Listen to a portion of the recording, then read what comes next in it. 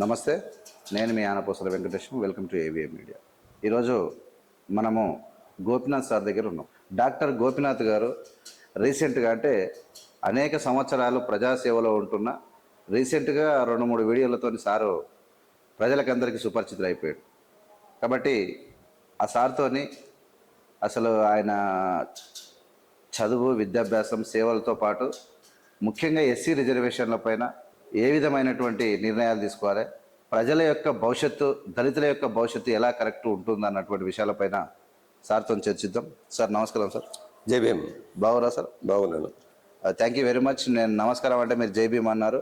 Very sorry to say, just we should also give the slogan Jai Bhim. It is very motivated thing. Sir ఎలా ఉన్నారు? మేము బాగున్నాం, కానీ సమాజం బాగలేదు. సమాజం బాగలేదా? బాగలేదు.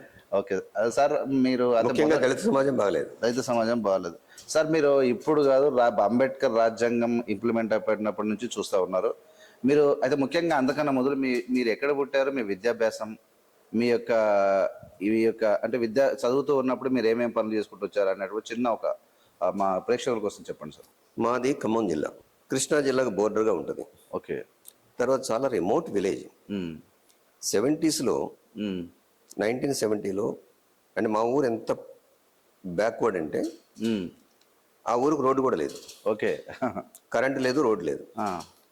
చిన్నప్పుడు చదువుకునేటప్పుడు ఒక కోరిక ఉండేది, అరే కరెంటు దీపం కింద చదవాలి అని. మేము గుడ్డు దీపం కింద చదువుకొని వచ్చాను. ఓకే. ఓకే. తర్వాత హై స్కూల్ వరకు కూడా చెప్పులు కూడా లేవు. ఓకే. ఎక్కడ మీ హై స్కూల్? మాది మామనూరు హై స్కూల్. మాది అయ్యవారిగూడెం, ఎరుపాల మండలం, అయ్యవారిగూడెం, ఖమ్మం జిల్లా. ఓకే. అయితే చదువు మీద మా అయ్యకు ఎక్కువ ఇంట్రెస్ట్ ఉండేది. ఓకే. బేసికల్గా ఆయన కోరిక ఏంటంటే కనీసం బిఏ చదవాలి. బిఏ ఎందుకు చదవాలనుకున్నాడంటే మా ఊళ్ళో ఉన్నటువంటి మాలలకును గోసువిడిలో ఉన్నటువంటి కరణాలకి కోర్టులలో తగాదులు ఉండేవి. ఓహో. కాబట్టి ఆయన మా అయ్య ఆశ ఏమిటంటే నేను బిఏ చదివితే కోర్టులో మా కేసులు, మా భూముల కేసులో వాదించవచ్చు అనేటువంటి ఒక ఐడియా ఆయనకున్నది. అప్పుడు ప్రాబ్లమ్స్ ఓవర్కమ్ కావాలి అంటే నేను లాయర్ కావాలి. ఆయన ఏది ప్లేటర్ అనేవాళ్ళు. ఓకే. ప్లేటర్ కావాలి. ఓకే. అది ఆయన ఆశ. ఓకే. అయితే నా యొక్క అప్రోచ్ ఏమిటంటే నేను అసలు జెస్యూట్ సొసైటీలో క్యాథలిక్ ప్రీస్ట్ కావాలని చెప్పేసి నేను బయలుదేరాను. అవునా? ఓకే. జెస్యూట్ సొసైటీలో క్యాథలిక్ ప్రీస్ట్ ఎందుకు కావాలనుకున్నామంటే నేను చిన్నప్పటి నుంచి బైబిల్ పాఠాలు చెప్పేవాడిని అందరికీ. ఆ తర్వాత నేను ఇంటర్మీడియట్కి వచ్చే వరకు ఆంధ్ర లయోలా కాలేజీలో ఇంటర్మీడియట్ చేశాను. ఓకే. జెస్యూట్ ప్రీస్టులో ఉన్నటువంటి బ్రాహ్మణ, కమ్మ ప్రీస్టులు ఎవరైతే ఉన్నారో దళిత క్రిస్టియన్స్ ని వేరుగాను, అక్కడ కూడా వేరుగా చూడడం ఉంది. తర్వాత ఈ చౌదరి క్రిస్టియన్స్ ని చాలా గౌరవంగా చూడటం మొదలుపెట్టారు. ఓకే. నేను ఇంటర్మీడియట్ పాస్ అయ్యే క్రమంలో నాకు అర్థమైంది ఏంటంటే ఇందులో ఉండొద్దు, ఈ క్రిస్టియానిటీలో ఉండకూడదని డిసైడ్ అని నిర్ణయం. నేను వచ్చేటువంటి అడిగారు, మీరు జెస్యూట్ సొసైటీలో జాయిన్ అవుతారన్నారు కదా, మరి ఏమైంది? మీ దగ్గర జాయిన్ అయ్యేదానికన్నా నేను డాక్టర్ అయితే బెటర్ అనుకుంటాను, నేను డాక్టర్గా పోతానని చెప్పి వచ్చేసాను. ఓకే. తరువాత మీరు అప్పుడు ఏ గ్రూప్ తీసుకున్నారు ఇంటర్మీడియట్లో? నాది బైపీసీ. బైపీసీ నాది. బైపీసీలో నా పర్సంటేజ్ 85%. బ్రైట్ స్టూడెంట్ మీరు ఆ టైంలో. ఓకే. సో ఈ బ్యాక్గ్రౌండ్ నుంచి వచ్చాము, మెడికల్ కాలేజ్కి వచ్చాము. తర్వాత మెడికల్ కాలేజీలో ఈ మాటలు వాడకూడదు కానీ మెడికల్ కాలేజీలో ఉన్నటువంటి ఈ దోపిడి కుల విద్యార్థి సంఘం, ముఖ్యంగా ఏబీవీపీ, మాల లంజ కొడుకు మాదిగ లంజ అని పిలిచేవాడు. డైరెక్ట్ ఇంత ఘోరంగా ఉండేది. అప్పుడు నేను నిర్ణయించుకున్నాను ఉస్మానియా మెడికల్ కాలేజీలో నా సీటు నేను రిజర్వేషన్లో తీసుకున్నాను. కానీ నాకన్నా 4% తక్కువ ఉన్న వాళ్ళు కూడా జనరల్ సీట్లు వచ్చినాయి. అంటే నాకు అంత తెలివి ఉన్నట్టయితే నేను జనరల్ సీట్లో తీసుకునేవాడిని. దళితులకి ఇంకొకటి సీట్ వచ్చేది. నాకు 2 పిల్లలు. మా అబ్బాయి ఇప్పుడు కార్డియాలజిస్ట్, మా అమ్మాయి గైనకాలజిస్ట్. కానీ వీళ్ళిద్దరు కూడా నేను రిజర్వేషన్స్ ఉపయోగించలేదు. ఓకే. మెడికల్ కాలేజీలో పోరాటం మొదలుపెట్టిన తర్వాత 1977కి వచ్చేవరకు మీరు ఆ పోరాటం ఇవన్నీ చూసుకొని పోరాటం స్టార్ట్ చేశారు. 74 లోనే స్టార్ట్ చేశాను. యూనియనా దేనికి? 74లోనే స్టార్ట్ చేశాను. అప్పుడు నేను స్టార్ట్ చేసింది ఏమిటంటే ఎస్సీ ఎస్టీ బీసీ మైనారిటీల యూనిటీ మీద మనం వీళ్ళ యొక్క ఈ పొగరబోతుల్ని అణిచివేయాలని ఓకే, అందులో సక్సెస్ అయ్యాం. ఓకే, ఇప్పటి నుంచి కాదు, నాది 74 నుంచి ఎస్సీ ఎస్టీ బీసీ మైనారిటీలు ఐక్యంగా ఉండాలి అనేటువంటి కాన్సెప్ట్ తోటి నేను బయలుదేరాను 70s లోనే. 74లో. ఎక్సలెంట్. ఓకే. సో చివరికి 77లో నేను నా ప్యానల్ గెలిపించుకున్నాను. ఉస్మానియా మెడికల్ కాలేజ్ ఫస్ట్ 50 సంవత్సరాల చరిత్రలో ఫస్ట్ దళిత జనరల్ సెక్రటరీ నేను వా, ఎక్సలెంట్. ఉస్మానియా మెడికల్ కాలేజీలో. ఓకే. సరే, ఇది జరుగుతున్న క్రమంలో ఇక నేను కొద్దిగా లెఫ్ట్ భావాలకు దగ్గరగా ఉండేవాడిని. ఎవరు మీకు ఇన్స్పిరేషన్? దేన్ని చూసి? పేపర్ చదివా, రేడియో? అసలు నేను 75 వరకు పేపర్ కూడా చూడలేదు. ఓకే. ఎట్లా మరి ఆ పుస్తకాలు? ఆ భావజాలానికి కారణం ఏంటంటే ప్రధానంగా మా ఏరియాకి కాంగ్రెస్ జెండాలు వచ్చాయి ఎలక్షన్స్ అప్పుడు. ఓకే. చిన్నప్పుడు మా పొలాలలో మేము ఉన్నప్పుడు. తర్వాత అదేవిధంగా ఎర్ర జెండా కూడా వచ్చేది. ఎర్ర జెండా కూడా అప్పుడప్పుడే వచ్చేది, ఎలక్షన్స్ అప్పుడు వచ్చేది. మేము ఈ ఎర్ర జెండాకి ఎదురుగా పోయేవాళ్ళం. ఎందుకో మాకు నచ్చింది, తెలియదు ఎందుకో తెలియదు, తెలియకుండా నచ్చింది అంతే. నచ్చిందంతే. మేము అప్పుడు ఒక నినాదం కూడా ఇచ్చాం, 3 రంగుల జెండా, ముండమోపి జెండా, ఒక్క రంగు జెండా, వన్నెకాడు జెండా అని చెప్పేసి అది నినాదం కూడా ఇచ్చాం. ఓకే. సరే, అదంతా అది గ్రామ స్థాయిలో అప్పుడు. సరే, ఇప్పుడు ఎర్ర జెండా పరిస్థితి ఏమిటి, 3 రంగుల జెండా పరిస్థితి ఏమిటి, ఇవన్నీ కూడా ఇప్పుడు నేను చర్చించదలుచుకునేది. సో మెడికల్ కాలేజ్కి వచ్చిన తర్వాత మీరు విద్యార్థిగా భూములలో పొలాల పనిచేసేటప్పుడు జెండాల గురించి తెలియనప్పుడు అది పాటలు పాడేది తీసుకున్నారు. మీరు ఆల్రెడీ 70s లో 74 తర్వాత విద్యార్థి నాయకునిగా ఎదిగారు. దాని తర్వాత లెఫ్ట్ భావజాలం కూడా కలిగి ఉన్నారు. అందులో మీరు ఏమైనా పనిచేశారా? ఎలాంటి వర్క్ జరిగింది మీకు? ఎవరి మధ్యలో? మేము ఏం చేసామంటే ఎస్సీ ఎస్టీ బీసీ మైనారిటీలని కలుపుకున్న తర్వాత నేను ఇది చేస్తున్న క్రమంలో, కాలేజీలో ఉన్నటువంటి దుర్మార్గాన్ని ఎదుర్కొన్న క్రమంలో మాకు లెఫ్టిస్ట్ స్టూడెంట్స్ కొంతమంది కలిశారు. ఓకే. మా సీనియర్స్. ఓకే. నువ్వు ఇట్లా చేస్తున్నావు కదా, ఇదిగో పలానా వాడు ఇట్లా చేస్తున్నాడు, ఈ గవిలిగూడ గోండాలను తీసుకొస్తున్నాడు మెడికల్ కాలేజీకి, ఏబీవీపీ జనసంఘు వీళ్ళ యొక్క ప్రభావం చాలా ఉంది, మీరు కనుక మాతోటి ఉండేటట్టయితే మేము కూడా మీతో కలిసి వస్తామన్నారు మా సీనియర్స్. ఓకే. అట్లా కలిశారు. నాకు అప్పటి వరకు 78 వరకు మార్క్సిజం అనే మాట నాకు అక్షరం ముక్క కూడా రాదు. ఓకే. 77, 78. ఓకే. తర్వాత నేను జనరల్ సెక్రటరీ అయిన తర్వాత నా పోరాటాలు చూసారో ఏమో, మొత్తం మీద అన్ని కమ్యూనిస్ట్ పార్టీలు ఉన్నటువంటి ఫ్రంట్ ఆర్గనైజేషన్, స్టూడెంట్ ఆర్గనైజేషన్ నన్ను ఓన్ చేసుకున్నాయి. Okay. AISF, SFI, DSO, PDSU. Excellent. అసలు మీరు ఇంత పెద్ద లీడరు ఆ టైంలో, మరి చాలా మంది మాకు తెలియదు, నిన్న మొన్న మీరు ప్రొజెక్ట్ అవుతా ఉన్నారు. అయితే ఇది జరిగిన తర్వాత చివరికి నన్ను కలిసిన వాళ్ళు అంటే ఆర్ఎస్యు వాళ్ళు, ఆర్ఎస్యులు నన్ను కలిసిన వాళ్ళు ఆర్ఎస్యులు కలిసిన తర్వాత మొత్తం వివరాలన్నీ చెప్పారు. నేను ఏ స్టూడెంట్ ఆర్గనైజేషన్ లేను. చివరికి ఒక ఇన్సిడెంట్లో ఎస్ఆర్ శంకరన్ గారి మీద జరిగినటువంటి ఒక అపవాదం ఏదైతే ఉందో, ఆయన జరిగింది 78లో ఏంటంటే ఎస్ఆర్ శంకరన్ గారు ఉస్మానియా యూనివర్సిటీ స్టూడెంట్స్ కొట్టించాడు. ఎందుకంటే ఆయన విద్యార్థులను ఎంతో ప్రేమించి, చాలా పెద్ద అపవాదం. అక్కడ నేను రంగంలోకి దిగాల్సి వచ్చింది. ఓకే. మీరు ఎస్ఆర్ శంకర్ గారి ఆధ్వర్యంలో మీరు స్టూడెంట్ అప్పుడు? ఆయన నాకు తెలియదు, ఎస్ఆర్ శంకర్ గారు తెలియదు. అంటే ఫేస్ టు ఫేస్ లేదు మీకు? లేదు. అయితే ఆయన మంచి పనులు మీకు తెలుసు? ఆయన మంచి పనులు తెలుసు. ఓకే. అయితే ఆయన మీద జరుగుతున్నటువంటి దుష్ప్రచారం ఏదైతే ఉందో దాన్ని అడ్డుకోవటానికి నేను ఉస్మానియా యూనివర్సిటీకి ఎంటర్ అయ్యాను. ఎంటర్ అయిన తర్వాత ఓకే, ఎస్ఆర్ శంకరన్ గారి విషయంలో జరిగినటువంటి ఆ దుష్ప్రచారాన్ని 36 అవర్స్లో కంట్రోల్ చేశాను. సెక్రటేరియట్లో జరిగినటువంటి స్టూడెంట్స్ మీద జరిగిన లాఠీ చార్జెస్ శంకరన్ గారు రెస్పాన్సిబుల్ కాదు, కాంగ్రెస్ ప్రభుత్వం రెస్పాన్సిబుల్ అని చెప్పేసి స్టూడెంట్స్ మొత్తం డైవర్ట్ చేసేసి దాన్ని సబ్సైడ్ చేశాను. అప్పుడు నేను ఆర్ఎస్యుకి దగ్గర అయ్యాను. మిగతా స్టూడెంట్స్ ఆర్గనైజేషన్స్ అన్నీ కూడా ఎస్ఆర్ శంకరన్ గారు తప్పు చేశారు, వారిని శిక్షించాలి, వారిని సస్పెండ్ చేయాలని డిమాండ్ పెట్టారు. ఒక ఆర్ఎస్యు మాత్రం ఆయన తరఫున నిలబడింది. అది కరెక్ట్ కాదని చెప్పేసి నిలబడ్డాను. ఓకే.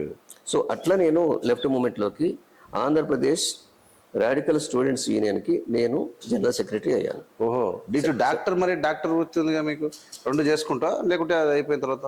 నేను 3 నెలలే హాస్పిటల్కి కానీ కాలేజీలో కానీ ఉండేవాడిని. ఓకే. మిగతా 9 నెలలు నేను బయట తిరిగేవాడిని.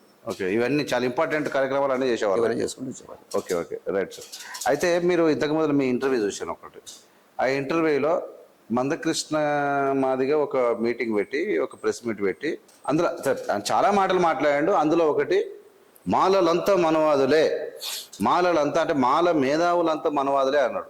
అన్నప్పుడు మీది ఒక రిప్లై వచ్చింది అక్కడ నుంచి, మేము నీకు షెల్టర్ ఇచ్చి అన్నం పెట్టినటువంటి మేమే మనవాదులం అయ్యామా, ఎలా అయ్యాము, నీకు షెల్టర్ ఇచ్చింది ఎవరు, నీకు స్టార్టింగ్ మూమెంట్ చేయించింది ఎవరు అన్నట్టు మాట్లాడారు. మాకు అర్థం కాలేదు, మీరు షెల్టర్ ఇచ్చిర్రా, ఆయన ఏడగలిచిర్రు, మీకు ఇద్దరికి ఉన్న సంబంధం ఏంది, అసలు ఎట్లా ఈ మందకృష్ణ మిమ్మల్ని అప్లోచారు, ఎందుకన్నారు ఆ మాట మీరు?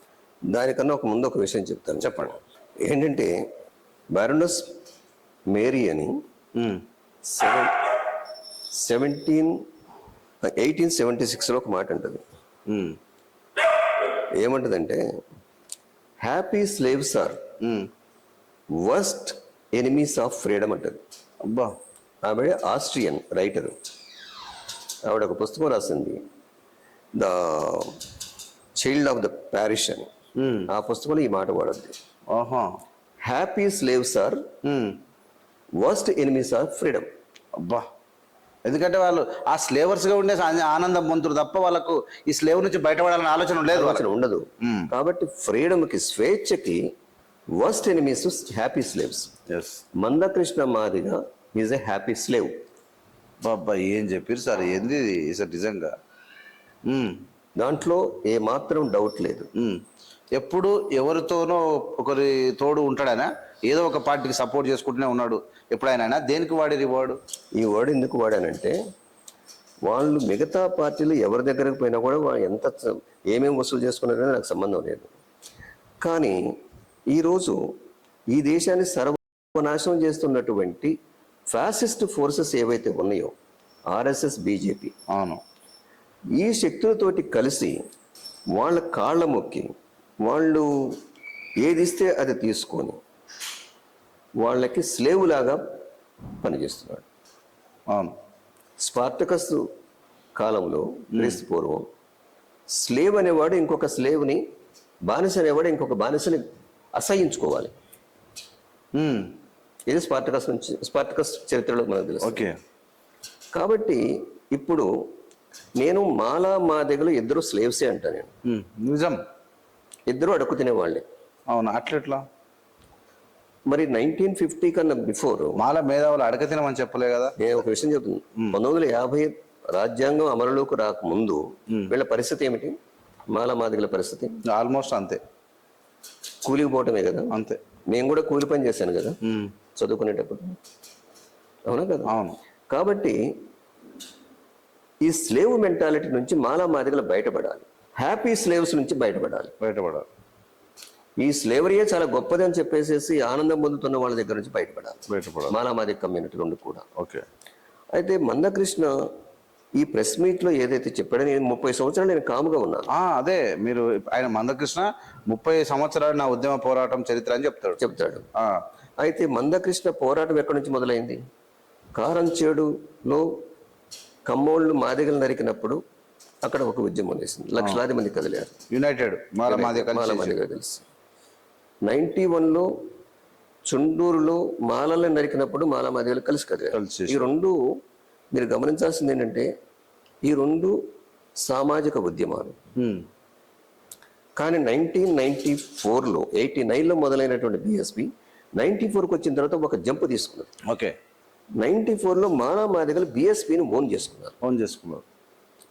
చేసుకున్నప్పుడు, ఇంతకుముందు మన చెప్పు చేతలో ఉన్నప్పుడు ఏదో వాళ్ళు వీళ్ళు డబ్బులు ఇచ్చేసి వీళ్ళు మన దగ్గర అడుగుతూనే వాళ్ళు ఈరోజు రాజ్యాధికారం కావాలంటున్నారు ఏమిటి అనేది ఇక్కడ ఉన్నటువంటి ఉమ్మడి ఆంధ్రప్రదేశ్లో ఉన్నటువంటి పాలక కులాలకి కోపం వచ్చింది. ఈ బిఎస్పి ఉద్యమం జరుగుతున్న క్రమంలోనే జూలై 7వ తారీఖున ఎంఆర్పిఎస్ యొక్క మొట్టమొదటి మీటింగు ఈదుముడిలో జరిగింది. ఈదుముడిలో 9 మంది ఉన్నారు. 9 మందిలో మందకృష్ణ మాదిగతోటి ఒక్కడు లేరు. ఎవరు లేరు. ఎవరు లేరు.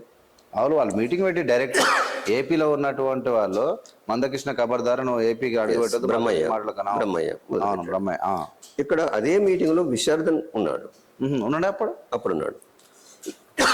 అదే మీటింగ్ లో కృపాకర్ మాదే కూడా ఉన్నాడు. అవును. వీళ్ళెవరు మందకృష్ణతో లేరు ఈరోజు. ఇప్పుడు వీళ్ళిద్దరు పక్కన ఎప్పుడు కూర్చోరు మందకృష్ణ పక్కన? కూర్చో లేరు అసలు. 1999 కన్నా ముందే వీళ్ళు బయటకు వచ్చేసారు. ఎందుకు బయటకు వచ్చారు? మీరు అసలు యాక్చువల్గా మీతోనున్న సాన్నిహిత్యం చెప్పలేదు. అసలు మందకృష్ణ మాదిగకి మేము షెల్టర్ ఇచ్చినాం అన్న విషయానికి ఆన్సర్ రాలేదు. మందకృష్ణ మాదిగ 1990లో పీపుల్స్ వార్ నుంచి కేజీ సత్యమూర్తి బయటకు వచ్చిన తర్వాత కేజీ సత్యమూర్తి గారితో ముగ్గురు వచ్చారు. ఎవరెవరు బయటికి? ఒకటి మందకృష్ణ, 2 మురళీ కుమార్, 3 జే గౌతమ్. ఓకే. ఇప్పుడు గౌతమ్ కాంగ్రెస్ లో ఉన్నాడు. ఓకే. ఏడుకి వచ్చారు మీ దగ్గరికి? మా ఇంటికి వచ్చారు. ఒక్కొక్కసారి కేజీ సత్యమూర్తి గారు మందకృష్ణ వచ్చారు, కొన్నిసార్లు మురళీ కుమార్ వచ్చాడు, కొన్నిసార్లు గౌతమ్ కూడా వచ్చాడు. వీళ్ళంతా ఏది మాలనా మాదిగనా? Mandakrishna Madiga, Murali Kumar some BC community, okay. Gautam Mala, okay. KG Satyamurthy people's వారి నుంచి బయటకు వచ్చాడు కూడా, ఆయనతోటి వీళ్ళు వచ్చారు బయట. ఓకే. ఓకే. అప్పుడు మా ఇంటికి రావడం జరిగింది. అక్కడ పరిచయం నాకు. ఓకే. ఓకే. నేను ఆర్ఎస్సీ పీపుల్స్ వారు అన్నటువంటి గౌరవంతో మీరు చేరదీశారా?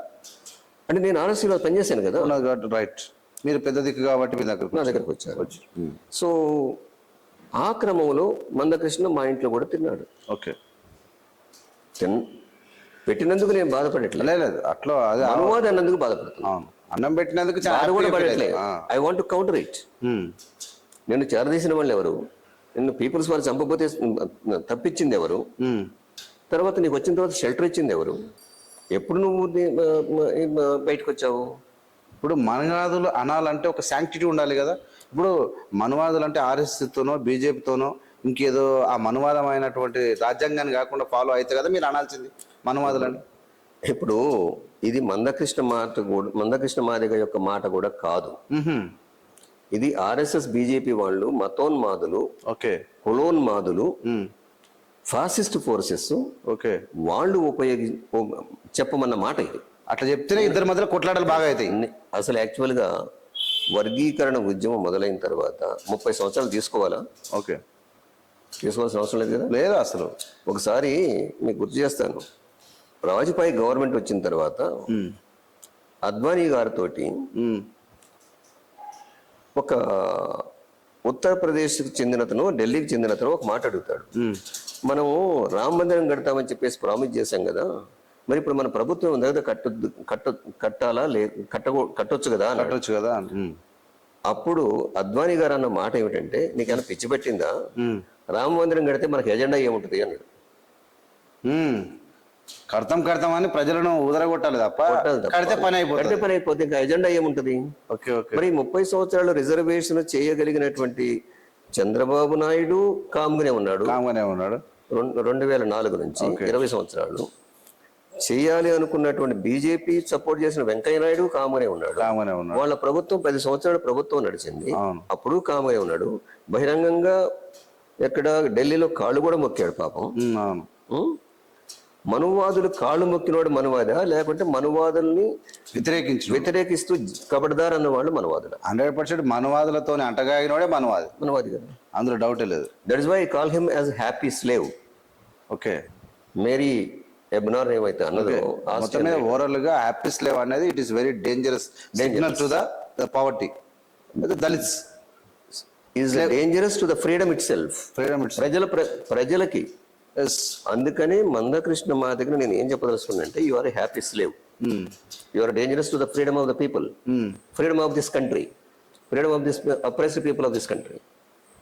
కాబట్టి మాలల్ని మనువాదులన్నా కూడా నేను కొంచెం కన్సిడర్ చేసేవాడినేమో, కానీ okay, you are the happy slave.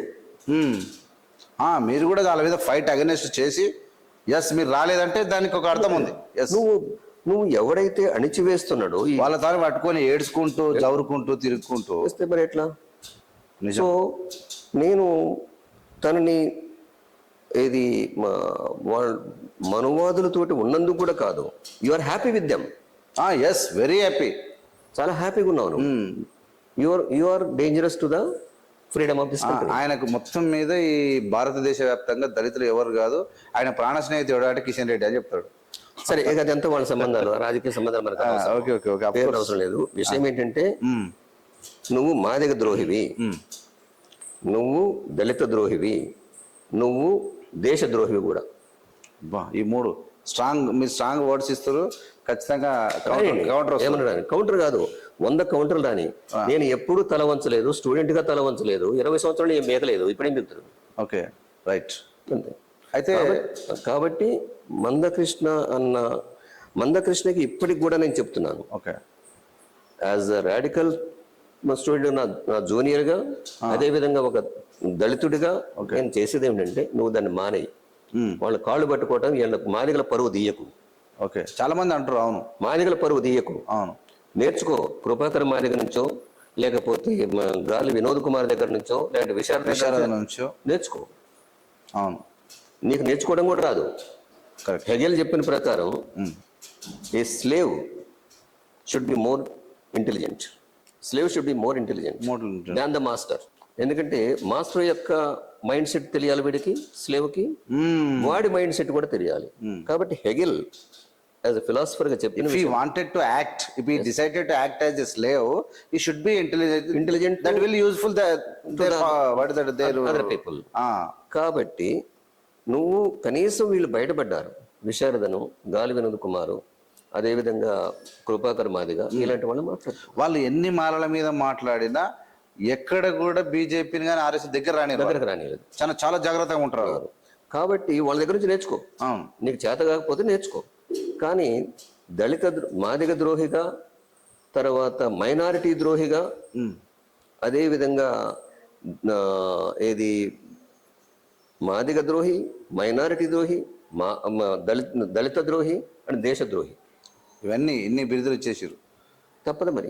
Okay, తప్పదు. మీకు మీ దృష్టికి వచ్చింది కాబట్టి. ఇప్పుడు 30 ఏళ్ల పోరాటం సార్, 30 ఏళ్ల పోరాటం అంటున్నారు, 1% రిజర్వేషన్ అంటున్నారు. చంద్రబాబు నాయుడు పీరియడ్లో వీళ్ళు దగ్గరుండి రాపించుకున్న పర్సెంటేజ్ లెక్క ఏంటంటే 7% మాదిగలకు, 6% మాలలకు. అంటే 1% రిజర్వేషన్ కోసం ఎవడో తింటున్నాను అంటే 100% 1% రిజర్వేషన్. ఎప్పుడు మాలలు తింటారా ఎక్కువ? ఒకసారి మాదిగలు తింటారు, ఒకసారి మాలలు తింటారు. స్టూడెంట్ని బట్టి, టైమింగ్ని బట్టి, పరీక్షలు అన్నప్పుడు టాలెంట్ ఉన్నాడు యూనిట్లకి వెళ్ళి ఎక్కువ మంది వస్తారు. వాళ్ళ మాదిగల నుంచి రావచ్చు, ఒకసారి మాల నుంచి రావచ్చు. టాలెంట్ విషయం కూడా అవసరం లేదు. అసలు రీసెంట్గా 2014 నుంచి తెలంగాణ వచ్చిన తర్వాత తెలంగాణలో జరిగినటువంటి దళిత బంధు తీసుకోండి, మొత్తం వాళ్ళే, నాకు తెలియదు అది, తీసుకోండి, స్టాటిస్టిక్స్ తీసుకోండి. తర్వాత 3 ఎకరాల భూమి పంపకం తీసుకోండి దళితులకి, ఆ లెక్కలు మొత్తం బయటకు రావాలి. తర్వాత దీంట్లో ఏది ఎస్సీ ఫైనాన్స్ కార్పొరేషన్లో లోన్స్ ఎవరికి వచ్చినాయి, తర్వాత గురుకుల విద్యా సంస్థలలో రిక్రూట్మెంట్ స్టూడెంట్స్ అడ్మిషన్స్ తీసుకోండి, తర్వాత రిక్రూట్మెంట్ టీచర్స్ యొక్క, లెక్చరర్స్ యొక్క రిక్రూట్మెంట్ తీసుకోండి. తర్వాత వీటన్నిటికన్నా ముంచి అసలు ఆ కాంట్రాక్ట్లు ఎవరు తీసుకున్నారు, సప్లై రైస్, కూరగాయలు, పప్పు, బియ్యం, ఇవన్నీ ఏమేమి ఉంటారు, ఆ కాంట్రాక్ట్స్ ఎవరు తీసుకున్నారు? ఆ లెక్కలు ఉన్నాయి కదా గవర్నమెంట్ దగ్గర. ఇప్పుడు అంటే ఇప్పుడు మాదిగలు తీసుకోవద్దని అంటారు మీరు? నేను తీసుకోవద్దనట్లేదు. మరి ఎట్లా అంటారు? మాలలే మొత్తం దొబ్బి తిన్నారనేటువంటి మాట మేధావి ఎట్లా మాట్లాడతాడు? ఒక మేధావి, ఆ మేధావి చెప్పిన మాట మందకృష్ణ ఎట్లా మాట్లాడతాడు? 30 సంవత్సరం వీళ్ళే దొబ్బి తిన్నారనేది ఇప్పుడు కనిపిస్తుంది కదా. రాజకీయాలలో ఉప ముఖ్యమంత్రులు తెలంగాణలో 5 ఉన్నారు, ఉమ్మడి ఆంధ్రప్రదేశ్ నుంచి ఇప్పటి వరకు. 5 ఉప ముఖ్యమంత్రులలో ముఖ్యమంత్రి దామోదర సంజయ్ తర్వాత ఇంకెవరు రాలేదు. ఉప ముఖ్యమంత్రి, అది కూడా రెడ్ల మధ్య తగాదు ఉంది కాబట్టి, 2 రెడ్ల గ్రూపుల మధ్య తగాదు ఉంది కాబట్టి సంజయ్ తీసుకొచ్చారు. అంతే కదా తప్ప Sanjay prefer is the sincere most CM. రెండోది, 4 ముఖ్యమంత్రులు మాదిగ కమ్యూనిటీ నుంచి ఉన్నారు. ఇప్పుడే కదా ఈ ఏది బట్టి విక్రమార్క వచ్చింది, మాల అనుబంధ కులంగా ఉన్నటువంటి మాలదాసులు వచ్చింది. అవును, మరి రాజకీయాలలో ఎక్కడుంది? రాజకీయాలు కూడా వాళ్ళే ఎక్కువ ఉన్నారు. నేను అనేది ఏమిటంటే, ఈ పొలిటికల్ పార్టీలలో ఎవడు ఎక్కువగా దాసోహం అంటే వాళ్ళకి పదవులు వస్తాయి. అవునా? ఓకే. బ్రెయిన్ స్పైన్ ఉన్న వాడికి పదవులు ఇవ్వటానికి ఇప్పుడున్నటువంటి రాజకీయ పార్టీలు సిద్ధంగా లేవు. నాకు 3 సార్లు ఎమ్మెల్యే టికెట్స్ ఇవ్వబోయారు 78లో. ఓకే. కాంగ్రెస్ పార్టీ ఇవ్వబోయింది. ఉమ్, నేను రిఫ్యూజ్ చేసి నేను రాను అని. ఉమ్, 94లో చంద్రబాబు నాయుడు గారు స్వయంగా బీఫామ్ తీసుకొచ్చేసి ఇదిగో మీరు కాంటాక్ట్ చేయండి, ఎక్కడి నుంచి మీ ఇష్టం వచ్చిన దగ్గర కాంటాక్ట్ చేయమన్నాడు. ఓకే. నేను మీ పార్టీలోకి రాను అన్నా. ఉమ్, 2014లో మళ్ళా కాంగ్రెస్ పార్టీ బీఫామ్ ఇస్తామో తీసుకోమన్నారు. ఓకే. ఎందుకంటే నేను అనుకోవటం, నాకు తెలిసినంత వరకు మిగతా వాళ్ళని నేను తప్పుపట్టను. నువ్వు కాంగ్రెస్లో ఉంటావా, టీఆర్ఎస్లో ఉంటావా, లేకపోతే టీడీపీలో ఉంటావా, లేదంటే బీజేపీలో ఉంటావా, అది మీ ఇష్టం అది. ఓకే. కానీ వీళ్ళందరూ కూడా స్పైన్లెస్ బ్రెయిన్లెస్ ఉమ్, పీపుల్ వాళ్ళు సెలెక్ట్ చేసుకుంటారు. ఒకవేళ మెదడు ఉన్నా కూడా వీడు ఆలోచించడం, మనకి వ్యతిరేకంగా ఆలోచించడం అన్నది గ్యారంటీ నమ్మకం ఉంటేనే మాత్రమే ఇస్తారు. కానీ నాకు ఆ గుణం లేదు. ఖచ్చితంగా. నేను ఏ పొజిషనో నేను తీసుకోను. ఓకే. నేను ఏ పొజిషనో తీసుకోలేదు. ఇప్పటి వరకు 78 నుంచి ఇప్పటి వరకు నా ఈ 3 ఆఫర్లు వచ్చినా కూడా నేను తీసుకోలేదు. నేను తీసుకోదలుచుకోలేదు. ఓకే. ఓకే. ఇప్పుడు చెప్పు. అయితే ఇప్పుడు మనం ఎప్పుడో మర్చిపోయినటువంటి రిజర్వేషన్లు 2004లో వచ్చినటువంటి తీర్పు తర్వాత సైలెంట్ అయినాయి. ఆ మధ్యలో రాజకీయ ఎలక్షన్ టైం ముందర మందకృష్ణ మీటింగ్లు పెట్టిండు, ప్రోగ్రాంలు పెట్టిండు. కానీ సడన్గా అనుకోకుండా మొన్న ఆగస్టు 1వ తారీఖు నాడు ఇలా సుప్రీంకోర్టు వర్గీకరణ తీర్పిచ్చింది. వర్గీకరణ సుప్రీంకోర్టు తీర్పిచ్చిందాక ఇప్పుడు మాలలు పోయి మళ్ళీ కోర్టుల కేసేసుడు, మళ్ళీ మాలమాదిగల మధ్య యుద్ధం జరుగుతుందా? దేశవ్యాప్తంగా ఏం జరగబోతుంది? ఆ తీర్పుని ఎట్లా చూస్తున్నారు మీరు? నేనేమన్నంటే 2005 ఏప్రిల్ 14వ తారీఖునే నేను ఆంధ్రజ్యోతి ఎడిట్ పేజీలో ఆర్టికల్ రాశాను. ఏమనంటే వర్గీకరణ జరగాలి.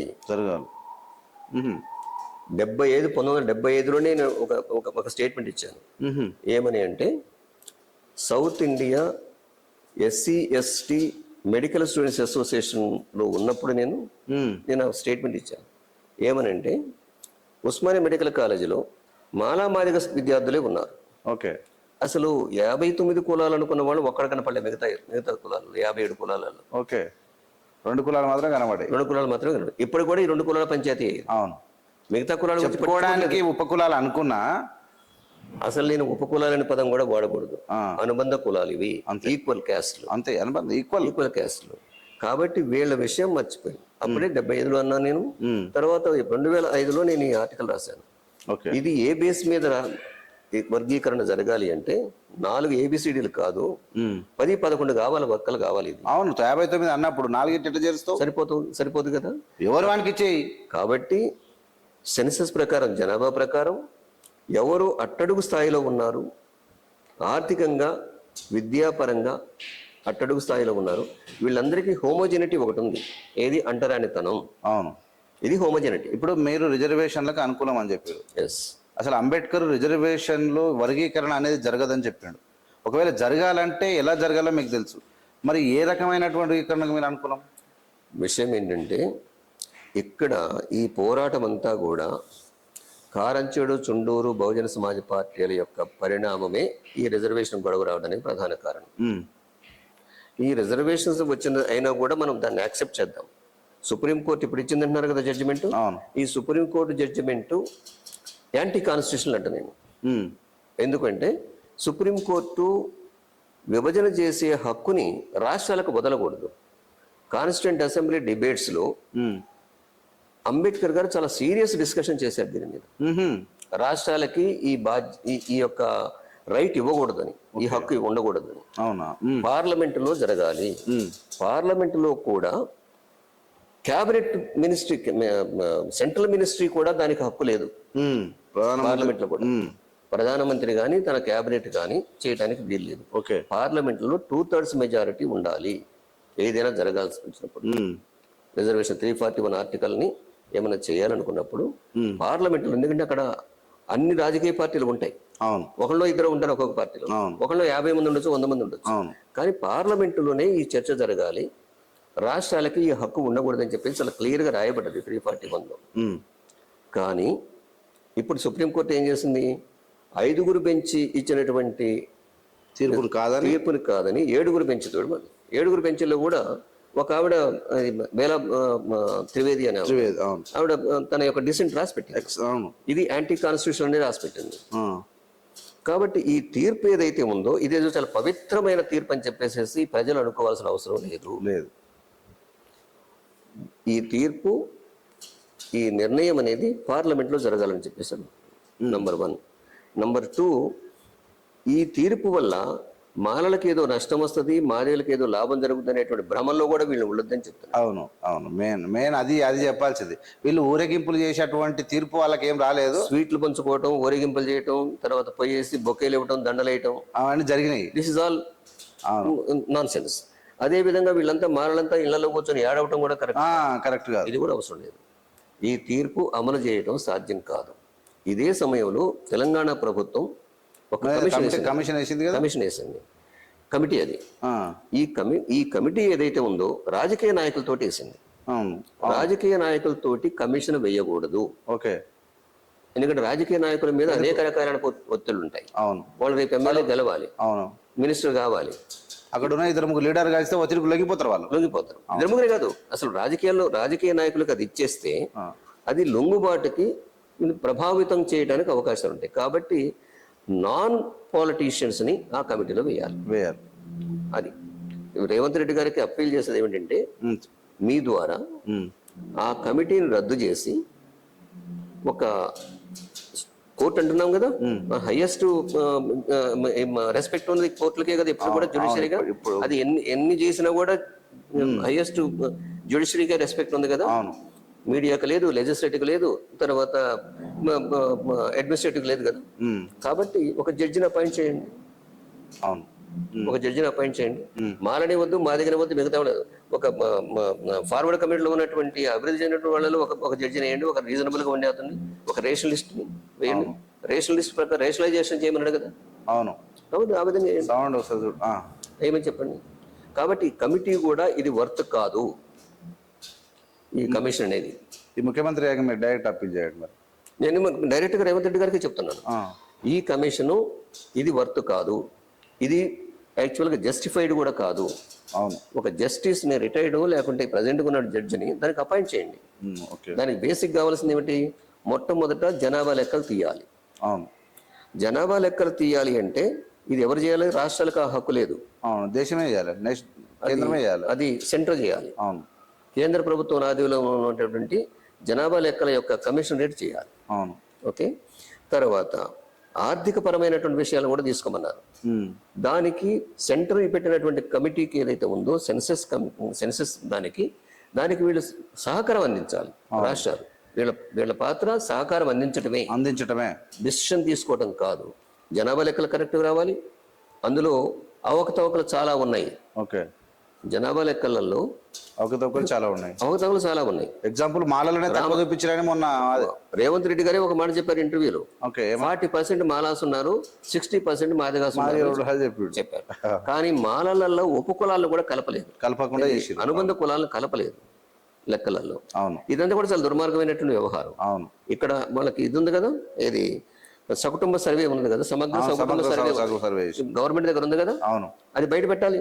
దాని ప్రకారం బయట పెట్టలేదు. అదే తెలంగాణలో 93% ఈ కులాలు ఉంటే, ఎస్సీ ఎస్టీ బీసీ మైనారిటీలు ఉంటే 7% కమ్మారెడ్డి వెలమ బ్రాహ్మణ్ ఉన్నారు వైశ్య. అవును, కాబట్టి ఆ సమగ్ర సర్వే ఉన్నది, దాన్ని తీసుకొని చేయండి. అది బయట పెట్టమనండి. అవును, ఉజ్జాయింపుగా చెప్పడం కాదు, ఎవిడెన్స్ బేస్డ్గా ఉండాలి. ఇప్పుడు రాహుల్ గాంధీ కూడా దేశవ్యాప్తంగా జనగణన కోసం రాహుల్ గాంధీ కూడా చెప్తా ఉన్నారు, నేను ఎస్సీ ఎస్టీ బీసీ మైనారిటీల ఐక్యత కావాలని చెప్పేసి 1974 నుంచి నేను మొదలుపెట్టాను. ఇప్పటికీ నేను మారలేదు దాన్ని. ఓకే, మాలా మాదిగలు ఐక్యంగా ఉండాలని కోరుతున్నా. ఊరు బయట ఉన్న వాళ్ళే ఐక్యంగా ఉండాలి, మొత్తం ఉండాలి. అవును, దీనికి క్యాస్ట్ ఫెడరేషన్ రావాలి. ఉమ్మడిగా ఉంటేనే ఇన్ని ప్రతిరోజు ఎక్కడో ఒక చోట రేపు, ఎక్కడో ఒక చోట హత్య జరుగుతుంది. అవును, ఉమ్మడిగా ఉంటేనే. విడిగొట్టడం అనేది ఏమిటది? విడగొట్టడం అనేది మనువాదం. అవును, ఇది బ్రాహ్మణవాదం. ప్రజల్ని విడగొట్టడం అనేది చాలా మిస్నోమర్. ఇది ఒకటి ఉంది, ఏది ప్రచారం. బ్రిటిష్ వాళ్ళు వచ్చిన తర్వాతనే విభజించు పాలించే పాలసీ తీసుకొచ్చారనేది. ఇది చాలా దుర్మార్గమైంది. బ్రిటిష్ వాళ్ళది కాదు ఇది. ఇది బ్రాహ్మణిజం యొక్క విషపుత్రిక అంటారా, లేకుంటే లీగల్ చైల్డ్ అంటారా, ఏమని అనుకోండి. ఇది బ్రాహ్మణిజంలో ఉన్నటువంటి బ్రాహ్మణిజం యొక్క మెయిన్ ఎజెండా ఏమిటంటే ప్రజల్ని విడగొట్టడం. అందులో భాగమే ఎస్సీ రిజర్వేషన్ డివిజన్స్. ఇది ఒక్కటి సారీ ఫర్ ద ఇంటరప్షన్. నిన్న డివై చంద్రశూడ్ గారు, అంటే chief justice of India D Y Chandrachud గారి ఇంట్లో కార్యము ఓ ఫంక్షన్ గణపతి పూజకు ప్రధానమంత్రి పోయాడు. ప్రధానమంత్రి పోయి ఇద్దరు కలిసి పూజ చేస్తున్నారు.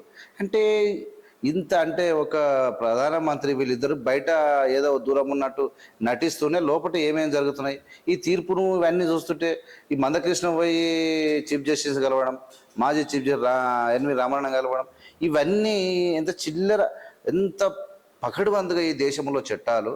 ఆ చట్టాలను పార్లమెంట్లో తప్పు చేసినా, ప్రధానమంత్రి తప్పు చేసినా, ప్రజలను సమాజాన్ని కాపాడాల్సినటువంటి వీళ్ళే కలిసి తిరగడం ఏంది సార్?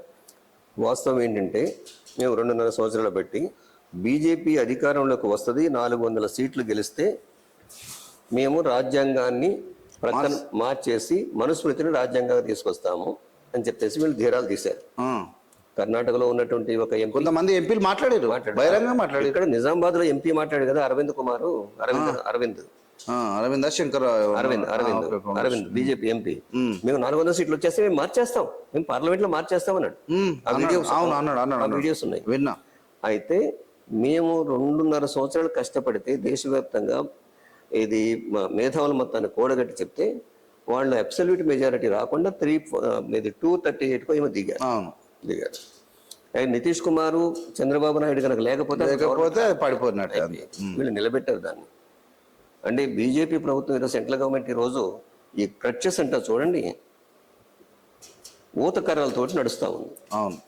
అయితే మీరు చంద్రచూడ్ గారింటికి పోయి మోడీ గణేష్ ఉత్సవం చేసిండే, ఇవన్నీ వాళ్ళు దేవుళ్ళని పూజించుకుంటారా దయ్యాలను పూజించుకుంటారా నాకు అనవసరం. నేను ఒక దగ్గర మీరు నాతో ఏకీభవించరా అయితే సంతోషం అన్న పుస్తకం రాశాను, చాలా క్లియర్గా. ఒక పేర రాశాను. ఏమనంటే, ఈ దేశంలో ప్రజాస్వామ్యం 4 పాదాల మీద 4 స్తంభాల మీద ఉంది. ఒక్కొక్క స్తంభం ఏమిటంటే legislature, executive, judiciary and media, journalist. Media. ఈ 4 స్తంభాలు ఏవైతే ఉన్నాయో నేనేం రాశానంటే, లెజిస్లేచర్ చేసే ఎదవ పనులు సపోర్ట్ చేయడానికి ఎగ్జిక్యూటివ్ ఉంటుంది. ఎగ్జిక్యూటివ్ లెజిస్లేచర్ తీసుకునేటువంటి ఎదవ నిర్ణయాలకి సపోర్ట్ చేయడానికి జ్యుడిషియరీ ఉంటుంది. శంఖంలో తీర్థం పోస్తారు. ఇవి ముగ్గురు చేసేటువంటి పనులు మొత్తాన్ని సపోర్ట్ చేయడానికి వాళ్ళ మీడియా ఉంది, గోడి మీడియా ఉంది. కాబట్టి ఈరోజు చంద్రచూడ్ గారి దగ్గరికి ప్రైమ్ మినిస్టర్ నరేంద్ర మోడీ గారు పోయారా? ఎందుకు వాళ్ళిద్దరి మధ్యన సఖ్యత ఏమిటి? వీళ్ళిద్దరిని మందకృష్ణ ఎట్లా కలిశాడు? దీస్ ఆర్ ఆల్ మీనింగ్లెస్, నాకు అనవసరమయ్యి. ఎందుకంటే జ్యుడిషియరీ వచ్చినటువంటి రిజల్ట్ ఎట్లా చూడాలి? జ్యుడిషియరీ ప్రూవ్ చేసుకోవాల్సిన అవసరం ఉంది. ఈరోజు ఒక రవి మిశ్రా అని ఒక జడ్జి అన్నాడు సుప్రీంకోర్టు, అసలు సుప్రీంకోర్టు మూసేద్దామా అన్నమాట అన్నాడు ఒక సందర్భంలో. ఇంకొక జడ్జి ఈ దేశాన్ని వదిలిపెట్టుకోవాలనుకుంటున్నా నేను. ఇవన్నీ జరిగినాయి, తట్టుకోలేక. కాబట్టి ఈ వీళ్ళిద్దరు పోవటం అనేది అది వాళ్ళ ఇష్టము. చంద్రచూడ్ ఎవరు? బ్రాహ్మణుడే. రెండవ చిత్పవన బ్రాహ్మణుడు అయినటువంటి పీష్వారాజు అయినటువంటి 2వ బాజీరావు రిలేటివ్. పీష్వరాజ్యాన్ని తొక్కిపడేసింది ఎవరు? మహర సైన్యం కదా, మహర సైన్యం కదా. సో మరి వాళ్ళు ఆ పగ తీర్చుకుంటారు కదా, విడదీసిన తప్ప పగ చల్లారదు కదా. ఇప్పుడు మొత్తం మీద ఇప్పటి వరకు 75 ఏళ్ళ భారతదేశ స్వాతంత్రం లోపల మాక్సిమం 99% బ్రాహ్మణులే సుప్రీంకోర్టు ప్రధాన న్యాయమూర్తులు లేకుండా వస్తారు. నేను ఒక విషయం చెప్పాను మీకు, 666 మంది జడ్జెస్ ఉన్నారు ఈ దేశంలో. అందులో 549 మంది బ్రాహ్మణ జడ్జెస్ ఉన్నారు. 549, only 51 judges from other caste. 100 ఎంత ఉంటారు. సో జ్యుడిషియరీ ఆ విధంగా నడుస్తుంది. డేంజర్. కాబట్టి నేను అనుకోవటం, ఈ మాలామాది వాళ్ళకి న్యాయం జరగదు, దానివల్ల జరగదు. వీళ్ళు ఐక్యంగా వాళ్ళ రైట్ను వాళ్ళు పొందకుండా, అంబేద్కర్ కోరింది అదే. ఓటు హక్కు ఇచ్చినప్పుడు అంబేద్కర్ చెప్పింది అదే, గోడల మీద రాసుకోండి రేపు మేము ఈ దేశ పాలకులు అవుతామని. దీన్ని తొంగలో దొక్కేసేసి మనువాదుల కాళ్ళ దగ్గర కూర్చున్నాడు మహాత్మా మందకృష్ణ. అన్నారు కదా, మహాత్మా అన్నారు కదా కొంత. అన్నారు అనుకున్నారు వాళ్ళు కూడా. అంటే యాక్చువల్గా గాంధీ సిగ్గుపడతాడు, మహాత్మా జ్యోతిరావు పూలే సిగ్గుపడతాడు. అప్పుడప్పుడు మందకృష్ణ కోపం వస్తుందా, లేకుంటే కావాలని ఆవేశం తట్టుకోలేకొస్తుందా? అంబేద్కర్ గారిని ఒక కులానికి, అంటే ఆయన మాల కులం, ఆయన కులస్తులో తీసుకుపోయాడు, నాగ్పూర్లో తీసుకుపోయాడు, ఆయన సభ పెట్టుకున్నాడు, బౌద్ధ మతము ఏందేందో మాట్లాడుతూ ఉంటారు అంబేద్కర్ గారి మీద. నాకు అర్థం కాదు అసలు. ఆ విధంగా అంబేద్కర్ ఒక కులానికి పరిమితం అవుతాడా?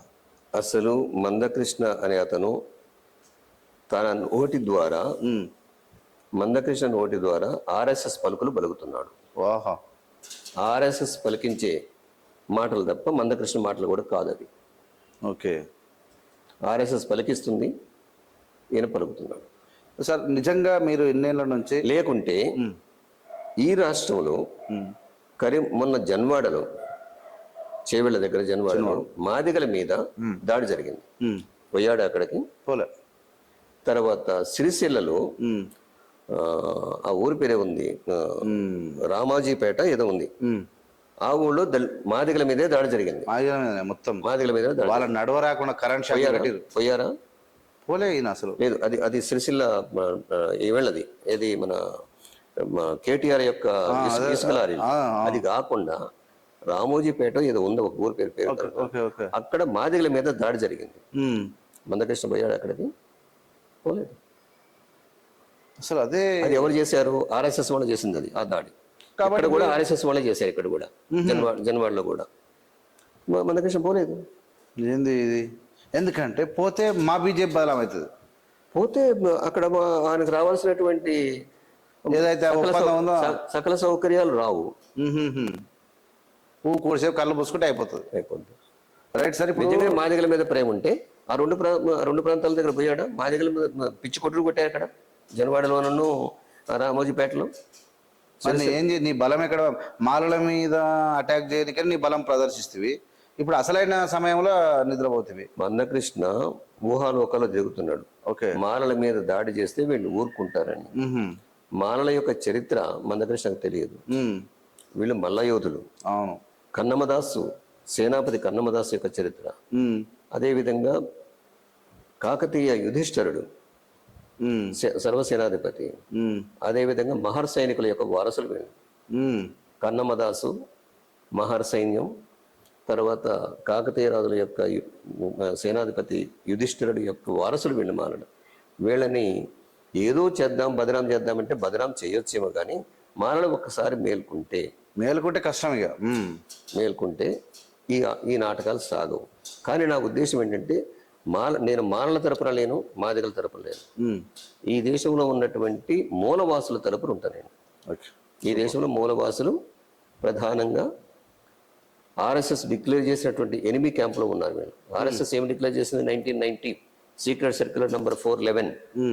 దాని ప్రకారం మన శత్రువులు, ఆర్ఎస్ఎస్ డిక్లేర్ చేసింది, మన శత్రువులు ముస్లిమ్స్. 99% ముస్లిమ్స్ ఈ దేశంలో ఎవరు? Converts, SC ST BC. తర్వాత క్రిస్టియన్స్, కన్వర్ట్స్ ఎవరు? వీళ్ళే కదా. అదేవిధంగా అంబేద్కరైట్ దళిత్స్. అంబేద్కరైట్ దళిత్స్ క్లియర్ గా రాశాడు. వామపక్షాలు, మతోన్మాదులకు వ్యతిరేకంగా ఉన్న ఈ 4 క్యాంపుల్ని వాళ్ళు మన శత్రువులని చెప్పాడు. మరి మందకృష్ణ మాది కనీసం బుర్ర ఉండాలి కదా. అవును కదా, ఉండాలి కదా వాళ్ళ దగ్గర, వాళ్ళ పాదాల దగ్గర ఉండడానికి. అవును, 100%. సార్ ఒక విషయం, అసలు మెజారిటీ అంటే కామన్ పీపుల్ ఒక ఆలోచన ఏంటంటే రిజర్వేషన్లు అనేటివి మాలలు 70 ఏళ్ళుగా తింటా ఉన్నారు అనేది ఒక నాడు పోతే మాలలకు పోతున్నాయి అంటే, ఒకవేళ నిజంగానే మాలలు తింటే లక్షలాది బ్యాక్లాగ్ పోస్టులు ఎలా మిగిలిపోయినాయి? అదే ఇప్పుడు ఎలా చెప్పాలి ప్రజలకు? ఒక విషయం, ఇక్కడ క్లాస్ 1 ఎంప్లాయ్మెంట్ లో ఇప్పటి వరకు క్లాస్ 15% కదా రిజర్వేషన్. 15% క్లాస్ 1 ఎంప్లాయ్మెంట్ లో ఎంతమంది మాదిగలు, మిగతా ఎస్సీ షెడ్యూల్ కులాలు ఉన్నాయి దేశవ్యాప్తంగా తీసుకుంటే 8% కూడా లేవు ఇప్పటి వరకు. మిగతా 7% బ్యాక్లాగ్ లో ఉన్నాయి. అవి ఎక్కడికి పోతున్నాయి? బ్యాక్లాగ్ లో అట్లా ఉంచట్లేదు. వాటిని తీసుకెళ్ళి ఎలిజిబిలిటీ పక్కన పెట్టేసి పెడుతున్నారు. క్లాస్ 2 లో 12% ఉన్నారు. క్లాస్ 3 లో 14% ఉన్నారు. క్లాస్ 4 లో మాత్రం 17 నుంచి 18% ఉన్నారు. ఎందుకంటే వాళ్ళకి కూర్చే ఇప్పుడు చాకరీ చేసేదే వాళ్ళు కదా. సో 15% ఫిలప్ చేయలేనటువంటి దౌర్భాగ్య పరిస్థితుల్లో దళిత అంతా ఉన్నారు, ఎస్సీలు ఉన్నారు. కాబట్టి నేను అనేది ఏంటంటే, ఈ రిజర్వేషన్ మొట్టమొదట ఇంప్లిమెంట్ చేయాలంటే, కేటగరైజ్ చేయాలంటే నేను చాలా క్లియర్గా చెప్తున్నాను. మాదిగలు, అదేవిధంగా మాలదాసరి లాంటి పూజారి వర్గం ఉన్నది మాలలకి. అదేవిధంగా బైండ్ల పంబాల అనేటువంటి పూజారి వర్గం ఉంది మాదిగలకి. ఈ పంబాల మాలల కిందనే వస్తుంది, బైన్ల మాదిగల కింద వస్తుంది. మాదిగల కిందకి వస్తుంది. అయితే ఈ కులాల్ని ఏవైతే ఇప్పటి వరకు అనుభవించినా వీళ్ళ కులాలు తీసుకెళ్లేసేసి రెండే కేటగిరీలు చాలు తెలంగాణలో. ఒకటి ఏ కేటగిరీ, ఇప్పటి వరకు బడిమెట్ లెక్కల వాళ్ళని తీసుకొచ్చేసి వాళ్ళకి స్పెషల్ కాంపోనెంట్ ప్లాన్ ఏదైతే ఉందో ఫండ్స్ ఉన్నాయో అవి వాళ్ళకి అలాట్ చేసి గురుకులాలు ఎట్లయితే పెట్టారో అదే విధంగా ఆ కులాలు తీసుకొచ్చి అక్కడ అడ్మిషన్ ఇచ్చేసి చదివించేసి ఉద్యోగాలు ఇవ్వాలి. వాళ్ళు మొత్తాన్ని కలిపి ఏ కేటగిరీలో పెట్టాలి అది ఇవ్వండి నాకు. ఇందులో ఉన్నటువంటి మాలల్లో ఉన్నటువంటి మాదిగలో ఉన్నటువంటి మాదిగలలో సుమారుగా 18 ఉన్నారు. ఈ సింధోళ్ళు తర్వాత వీళ్ళెవరు మాదిగ దాసు కాదు, కొలుపుల వాళ్ళు, తర్వాత జగ్గాలి, గొడారి, ధోరు,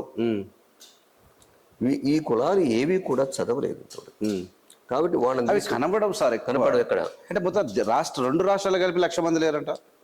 ఉన్నాయి కొన్ని, ఆ డేటా ఉంది. అయితే మాల అనుబంధ కులాలైనటువంటి దాసరి, పంబాల వీటిని మాదిగ పూజారి వర్గమైనటువంటి బైండ్ల ఇలాంటి వాళ్ళు మొత్తం ఈ మాదిగలు మొత్తం తీసుకొచ్చి ఇందులో కలపాలి. బి కేటగిరీలో వాళ్ళకి ఇచ్చిన తర్వాతనే వీళ్ళకి ఇవ్వాలి. వాళ్ళకి ఇచ్చిన తర్వాత వీళ్ళకి సైలెంట్ రెండే ఉండాలి. రెండే ఉండాలి. లేదంటే 59 ఉండాలి, లేకపోతే 59 ఉండాలి. అంతే, అది బెస్ట్. ఎవరి పర్సెంటేజ్ ప్రకారం వాళ్ళకి ఇచ్చేస్తే మాలలకి అభ్యంతరం లేదు. మాలలు ఎవరైనా ఫండమెంటలిస్ట్ మాలలు ఉన్నా కూడా దాన్ని వ్యతిరేకిస్తాను. అంతే. న్యాయం అనేది, జస్టిస్ అనేది, సోషల్ జస్టిస్ మనం కోరుతున్నాం కాబట్టి ఏది అభివృద్ధి చెందిన కులాల నుంచి మాకు సోషల్ జస్టిస్ కావాలని కోరుతున్న వాళ్ళు మరి ఇక్కడ వీళ్ళకి ఎందుకు ఇవ్వద్దు? అవును కదా, వీళ్ళకి ఇవ్వాలి. కాబట్టి తెలంగాణలో ఏ అండ్ బి ఉండాలా, ఏ కేటగిరీలో వాళ్ళ జనాభా ప్రాతిపదికన వాళ్ళకి రిజర్వేషన్ ఇవ్వాలి. మొట్టమొదటి వాళ్ళ ప్రయారిటీ ఇవ్వాలి. తర్వాత వాళ్ళకి ఎడ్యుకేషన్ ఇన్స్టిట్యూషన్స్ పెట్టాలి సపరేట్గానే. అక్కడ వాళ్ళని చదివించి ఉద్యోగాలు ఇవ్వాలి. తర్వాత ఈ జనాభా ప్రకారం మాదిగలు మొత్తం కలిపేసి బీ దాంట్లో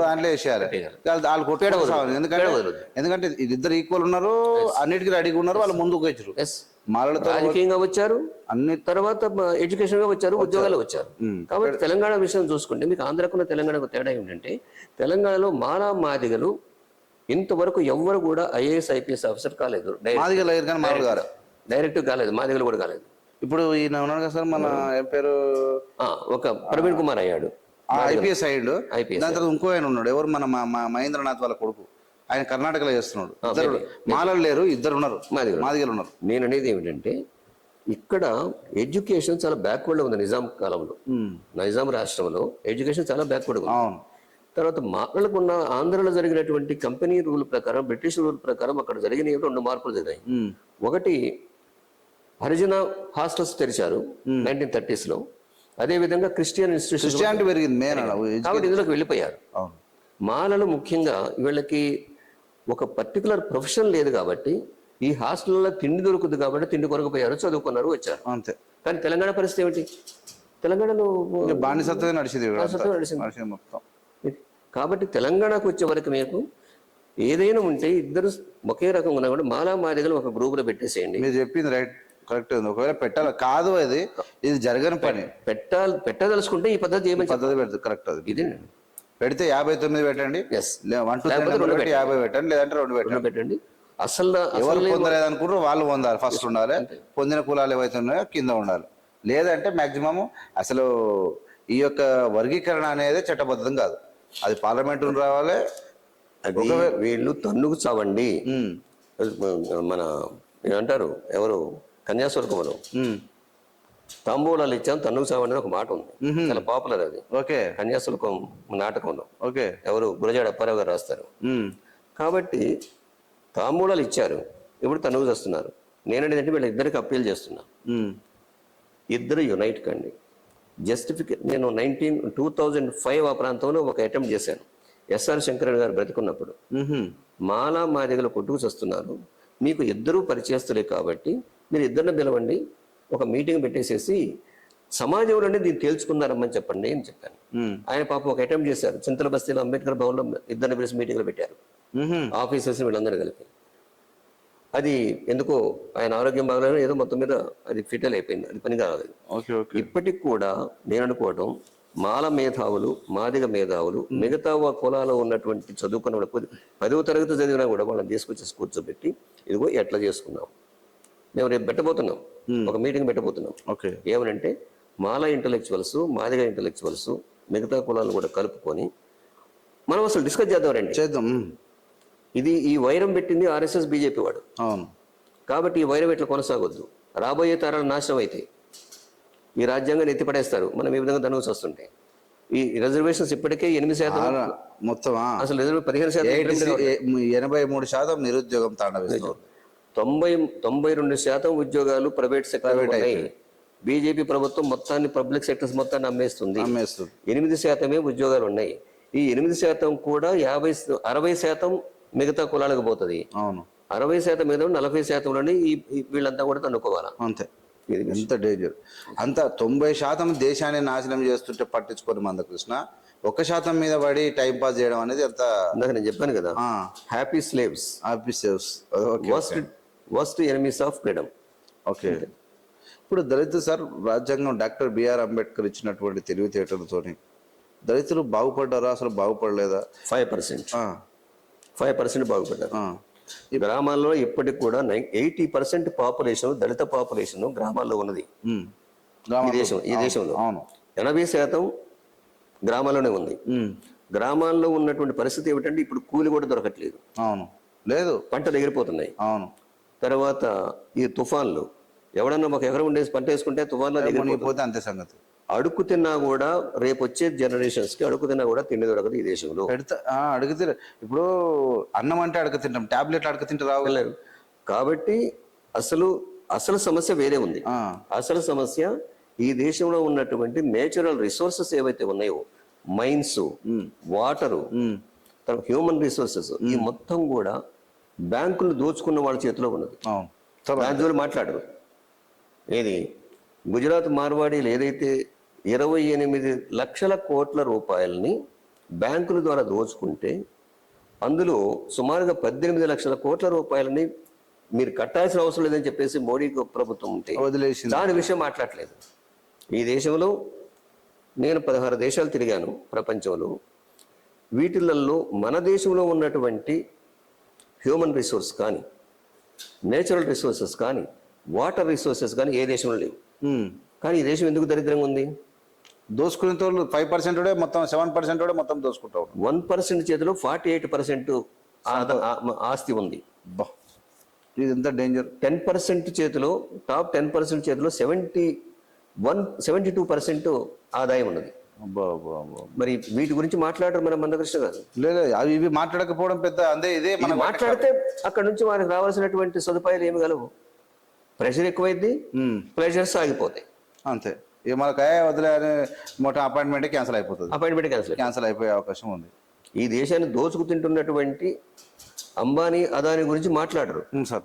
5,000 కోట్ల రూపాయలు పెట్టేసి పెళ్లి చేస్తే, ఇది చెప్పండి, 5,000 కోట్ల రూపాయలు పెట్టి పెళ్లికి 5,000 లేక కుటుంబాలు పంబాలు తెగిపోయిన ఉన్నారు, ఊరు పెట్టుకొని చచ్చిపోయిన తల్లిదండ్రులు ఉన్నారు కదా. దాని గురించి అసలు పట్టించుకోరు. ఈ దేశం వెళ్ళిపోతుంది. 2 నెలలు అంట పెళ్లి, 2, 3, 4 నెలలు పెళ్లి, 2 నెలలు భారత్ లో. ఎక్కడిది 2 నెలలు విదేశాలు? ఆ డబ్బంతా ఎక్కడిది?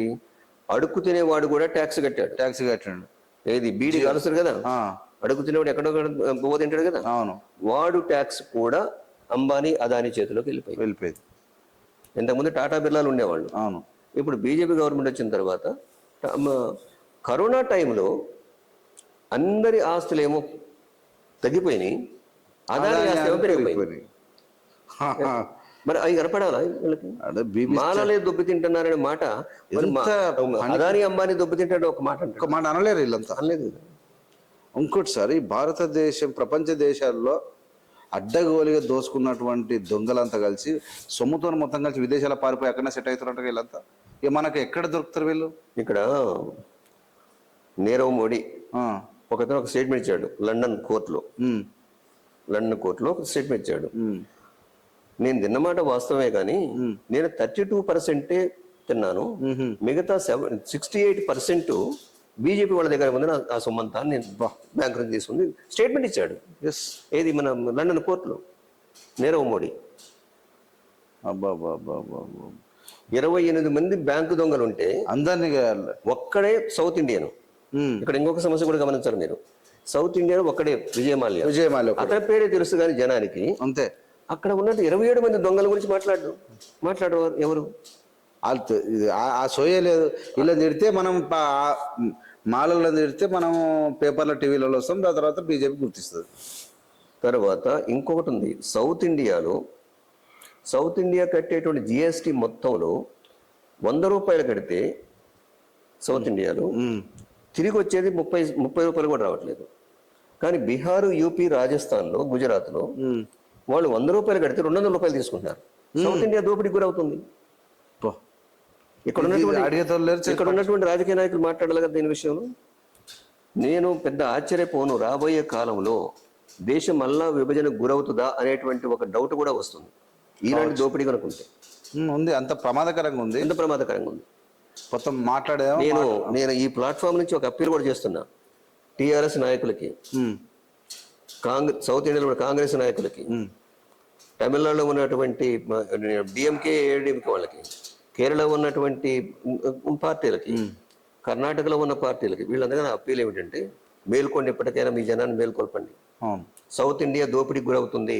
ఈ మాట నేను అనలేదు, రాహుల్ గాంధీ గుజరాత్లోనే అన్నాడు. గుజరాత్లోనే, మధ్యప్రదేశ్లో సౌత్ ఇండియా దోపిడీకి గురవుతుంది. దక్షిణ భారతదేశం ఉత్తర భారతదేశాన్ని పోషిస్తుంది అన్నాడు. సో దీని విషయం మాట్లాడాలి. వీళ్ళందరికీ అప్పీల్ చేస్తున్నాను. ఇప్పుడు కేటీఆర్ నాయకుడు ఉన్నాడు కదా, కేటీఆర్, కేసీఆర్, వీళ్ళంతా కూడా సౌత్ ఇండియన్స్. ఇవన్నీ కూడా శూద్ర కులాలే కదా, కమ్మారెడ్డి, వెలమ, వీళ్ళంతా కూడా శూద్ర కులాలే కదా. ఈ శూద్ర కులాలని అణిచిపెట్టి ఆర్ఎస్ఎస్ బీజేపీ రూల్ చేస్తుంది. అవును, మోడీ గారు బీసీ అని చెప్పేసి ఓబీసీ అని చెప్పేసి ఒక ప్రచారం చేశారు. అది అబద్ధ ప్రచారం. మందకృష్ణ మాలలు దొబ్బుతున్నారనేటువంటి అబద్ధ ప్రచారం ఏదైతే ఉందో, మోడీ గారు ఓబీసీ అనేది కూడా అబద్ధ ప్రచారమే. ఈ విషయాలు గమనించాలి. వీళ్ళు కనుక దక్షిణ భారతదేశంలో ఉన్నటువంటి ఈ కులాలు ఏవైతే, శూద్ర కులాలు ఏవైతే ఉన్నాయో, వీళ్ళు ఒకప్పుడు ఒక 1000 సంవత్సరాల క్రితం కనీసం గుళ్ళోకి రానిలే. అవును, వీళ్ళని కూడా, కమ్మారెడ్డి, వెలమని కూడా గుళ్ళోకి రానిలే. కాబట్టి సౌత్ ఇండియాలో ఉన్న వాళ్ళు కూడా వీళ్ళు మేలుకోవాలి. వాళ్ళకి రావాల్సినటువంటి రైట్స్ ఏవైతే ఉన్నాయో, వీళ్ళకి రావాల్సినటువంటి ఇప్పుడు ఉత్తరప్రదేశ్కి, గుజరాత్కి పడిన అన్ని funds, central government funds south ఇండియాకి వచ్చినాయా? అస్సలే రాలేదు. మొన్న చంద్రబాబు నాయుడు గారు అడిగినప్పుడు, కొన్ని వేల కోట్లు అడిగినప్పుడు, అవి మొత్తం మేము అప్పిస్తామన్నారు. వాళ్ళకి రావాల్సింది కాదు, అప్పుగా వచ్చింది. అది వీళ్ళేదో సంతోషపడతారు, మాకు వచ్చిన 11,000 కోట్లు వచ్చినాయని. అది అప్పు. అదే ఇప్పుడు రాలేదని చంద్రబాబు నాయుడు కొట్లాడితే చంద్రబాబు పరువు అవుతాడు. ఏం చేయాలో అర్థం కాని పరిస్థితిలో చంద్రబాబు నాయుడు గారి జనాలను కన్ఫ్యూజ్ చేస్తారు. చంద్రబాబు నాయుడు గారి మీద కేసు అయిన తర్వాత దురదృష్టం ఏంటంటే, ఈ రాష్ట్రం, 2 రాష్ట్రాల్లో ఉన్న కమ్మారెడ్లు కూడా బానిసలు అయ్యారు వాళ్ళకి. ఎవరికి? బీజేపీ. అవును. అసలు ఈ దేశంలో ఒక వింత సార్, ప్రతిపక్ష పార్టీ, అధికార పార్టీ 2 ఉండవన్న మోడీ కాలకాడిన ఏకైక రాష్ట్రం ఈ ఆంధ్రప్రదేశ్. ఇది ఇంత డేంజర్. మొత్తం మీద మందకృష్ణ స్ట్రాంగ్. ఇప్పుడు మనం అడగాల్సింది ఈ విషయానికి, సెన్సస్ కరెక్ట్ తీయండి, కుల జనగణన తీయాలి. అది రాహుల్ గాంధీ చెప్పారు, నితీష్ కుమార్ కూడా చెప్పాడు. ఓకే. కాబట్టి కుల గణన తీయాలి. కుల గణనకి మేము వ్యతిరేకం అని చెప్పేసి మోడీ గారు అన్నారు. మరి ఈ భగవత్ ఏమన్నాడు, ఆర్ఎస్ఎస్ చీఫ్ ఏమన్నాడు, కులగణన చేయొచ్చు అన్నాడు. అంటే ఈయన ఎవరు పర్మిషన్ ఇవ్వడానికి? గవర్నమెంట్ కాదు కదా. ఆయన గవర్నమెంట్ కాదు కానీ ఆయన ఆర్డర్స్ తో నడిపిస్తాడు. ఆ విషయం వీళ్ళకి తెలియాలి. నేను ఈ మానమాదిగలకి చేసే అప్పీల్ ఏమిటంటే, ఫైనల్ గా ఇద్దరు తన్నుకు చావండి, కుండలో నీళ్లే లేవు, ఉంచుకుందామని చెప్పేసి పోటీ పడకండి. కుండలో నీళ్లు లేవు, ఉంచుకున్నాక ఇది 30 సంవత్సరాల కథ ఇది. ఓకే. ఒకవేళ లేకపోతే బహుజన సమాజ్ పార్టీ టైప్లో ఇంకా రావాల్సినటువంటి ప్రోగ్రెసివ్ ఫోర్సెస్ ఏవైతే ఉన్నాయో వాళ్ళ చేతుల్లోకి రాజకీయ అధికారం వచ్చేది. ఈ ఉద్యమం కనుక లేకపోయినట్టయితే, ఈ ఉద్యమం వల్ల పొందింది ఏమిటి? ఈ జడ్జిమెంట్ల వల్ల, దీనివల్ల కూడా మాలలు 5%, మాదిగలు కూడా 5% బాగుపడ్డారు. సార్ ఫైనల్ ఒకటి చెప్పండి. ఇప్పుడు ఉత్తర భారతదేశంలో ఎస్సీ వర్గీకరణ పోరాటాలు లేవు, ఉత్తర భారతదేశంలో లేవు కాబట్టి అక్కడ ముఖ్యమంత్రులు చూసినాం. సుశీల్ కుమార్ షిండే అయినా, ఏక్నాథ్ షిండే అయినా, మాయావతి గారు అయినా, లేదంటే రామ్విలాస్ పాస్వాన్ అయినా, వీళ్ళందరూ కూడా దళిత మాదిగలు. మాదిగలు మాలలు కలుపుకొని రాజ్యాధికారం తెచ్చుకొని ముఖ్యమంత్రులు అయి రాజ్యాధికారం స్థాపించారు. ఈ దరిద్ర భావజాలం ఏముందంటే మందకృష్ణ ఎప్పుడైతే అడుగు పెట్టిండో ఈ తెలుగు రాష్ట్రాలలో ఎప్పుడు దన్నుకుందాం అనేటువంటి కార్యక్రమం ఏముంది తప్ప రాజకీయంగా పోని మందకృష్ణ సోషలిస్ట్ పార్టీ పెట్టి డిపాజిట్ రాక గల్లంత అయిపోయి ఏం చేయాలనో అర్థం కాక అక్కడిక్కడ తిరిగే కార్యక్రమం జరిగింది. ఈ 30 ఏళ్ల కాలంలో ఒకవేళ మందకృష్ణ ఈ వర్గీకరణాన్ని వెళ్ళి తెలుగు ప్రజల్లో పెట్టకపోతే రాజ్యాధికారం వచ్చేదా? రాజ్యాధికారం వచ్చేదా అంటే దానికి పొలిటికల్ మైండ్ ఉండాలి. పొలిటికల్ మైండ్ అన్నిటికన్నా ముందు యూనిటీ ఉండాలి కదా. యూనిటీ రావాలి, సైకలాజికల్ యూనిటీ రావాలి. ఒకరిని ఒకరు తన్నుకోనిక సిద్ధంగా అయినప్పుడు సైకలాజికల్ యూనిటీ రావాలి. ఇక్కడ ఒక విషయం చెప్తా మీకు. 1997లో ఖమ్మంలో జడ్పీ చైర్మన్ అయినటువంటి నా పేషెంట్ చేకూరి కాశయ్య గారు, ఓకే ఓకే ఓకే, వారు నేను ఒక రోజు కారులో పోతున్నాం. ఆయన ఒక మాట అన్నాడు, నాకు చాలా నిజమైన మాట అన్నాడు ఆయన. ఏమనంటే, డాక్టర్ గారు ఇప్పుడు మేము చాలా సంతోషంగా ఉన్నాము అన్నాడు. ఎందుకు సార్ అన్నాను. అంటే ఇంతకుముందు మీ మధ్యన తగాదా పెట్టడానికి మాకు పావుల ఖర్చు అయ్యేది, ఇప్పుడు మాకు ఆ ఖర్చు తప్పింది అన్నాడు.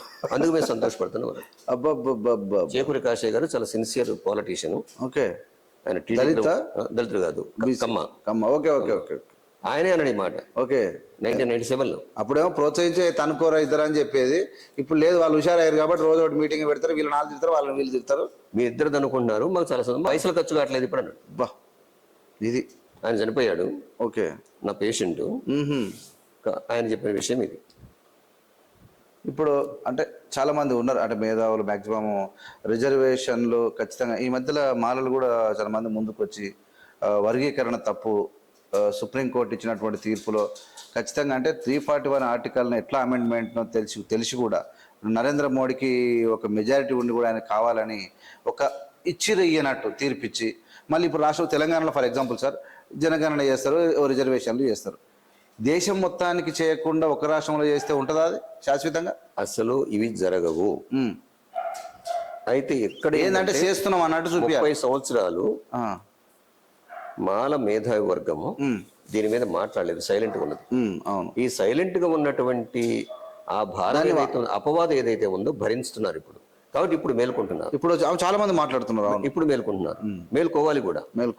ఇప్పుడు అమెరికా రష్యా ఒకే స్థాయిలో ఉన్నప్పుడు 1990 వరకు ప్రపంచంలో యుద్ధాలు జరగలేదు. అమెరికా రష్యా డి అంటే డి అని అనుకున్నప్పుడు వాళ్ళిద్దరి మధ్యలో ఉన్నది. వాళ్ళిద్దరూ కూడా బ్యాలెన్స్ చేశారు. ఎవడు యుద్ధం స్టార్ట్ చేసినా ఇంకొకటి దానికి వ్యతిరేకంగా వస్తాడని. ఓకే, రష్యా ఎప్పుడైతే అది కోల్పోయిందో ఆ కమాండ్ ని, ప్రపంచంలో యుద్ధాలు మొదలైంది. యుక్రెయిన్ జరిగింది, తర్వాత ఇప్పుడు ఇజ్రాయెల్ హమాస్ జరిగింది, తర్వాత అనేక ప్రాంతాలలో యుద్ధాలు జరిగింది. ఈ టైంలో జరగడం. ఇక్కడ నేను కోరేది ఏమిటంటే, ఆ పోలిక తీసుకుంటే మాలా మాదిగలు సైకలాజికల్ యూనిట్ సంపాదించడానికి సమాన స్థాయిలోకి రావాలి. అవును అవును, ఒకడు తక్కువ, ఒకటి 30 సంవత్సరాలు ఒకడు బదనామయ్యాడు, ఒకడేమో చాలా హీరో అయ్యాడు. అబద్ధాల పునాది మీద హీరో అయ్యాడు. అసలు ఇప్పి చూస్తే ఏముంది, నీ 30 ఏళ్ల పోరాటంలో నీ లెక్కలేంటివి? ఇప్పుడు లెక్కలు కలెక్షన్ చేయాలి కదా సార్. అసలు లేవు కదా సార్.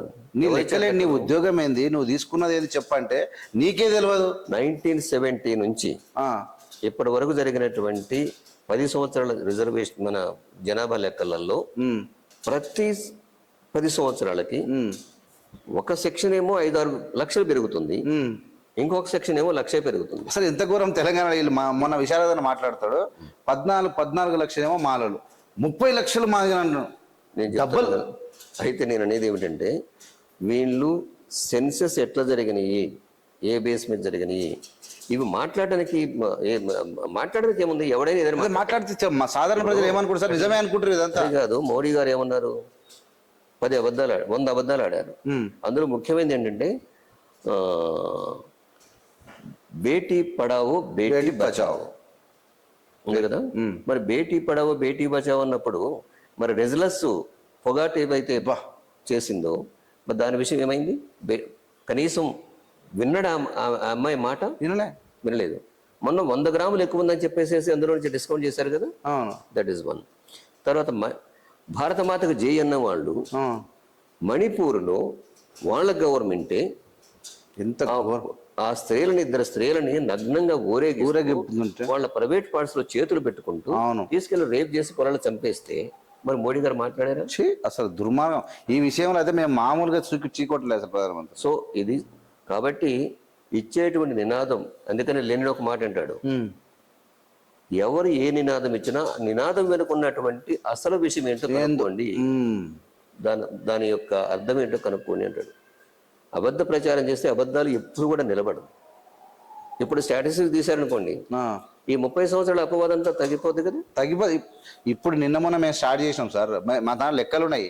ఆయన ఎప్పుడు సార్ అంటే 1970లోనే 70లో 1971లో మేము రాస్తే 14 లక్షలు చూపించారు వాళ్ళు. 14 లక్షలు మాదిగలేమో 25 లక్షలు, 14 లక్షలు వాళ్ళు చెప్పారు. యాక్చువల్గా ఇక్కడ ఉండేది ఎంత తెలుసా, జనాభా ఉన్నది ఎంత తెలుసా, 29 లక్షలు సార్. ఎప్పుడు 1971లో మాలలో 29,53,447. అంటే అప్పుడే మాలలు ఎక్కువ. వాళ్ళది ఎంత 25,14,948. కానీ ఈ లెక్కనే తప్పు చెప్పిరాలు. ఇది మీరు వెంకటేష్ చెప్పాడు అనుకుంటున్నాను.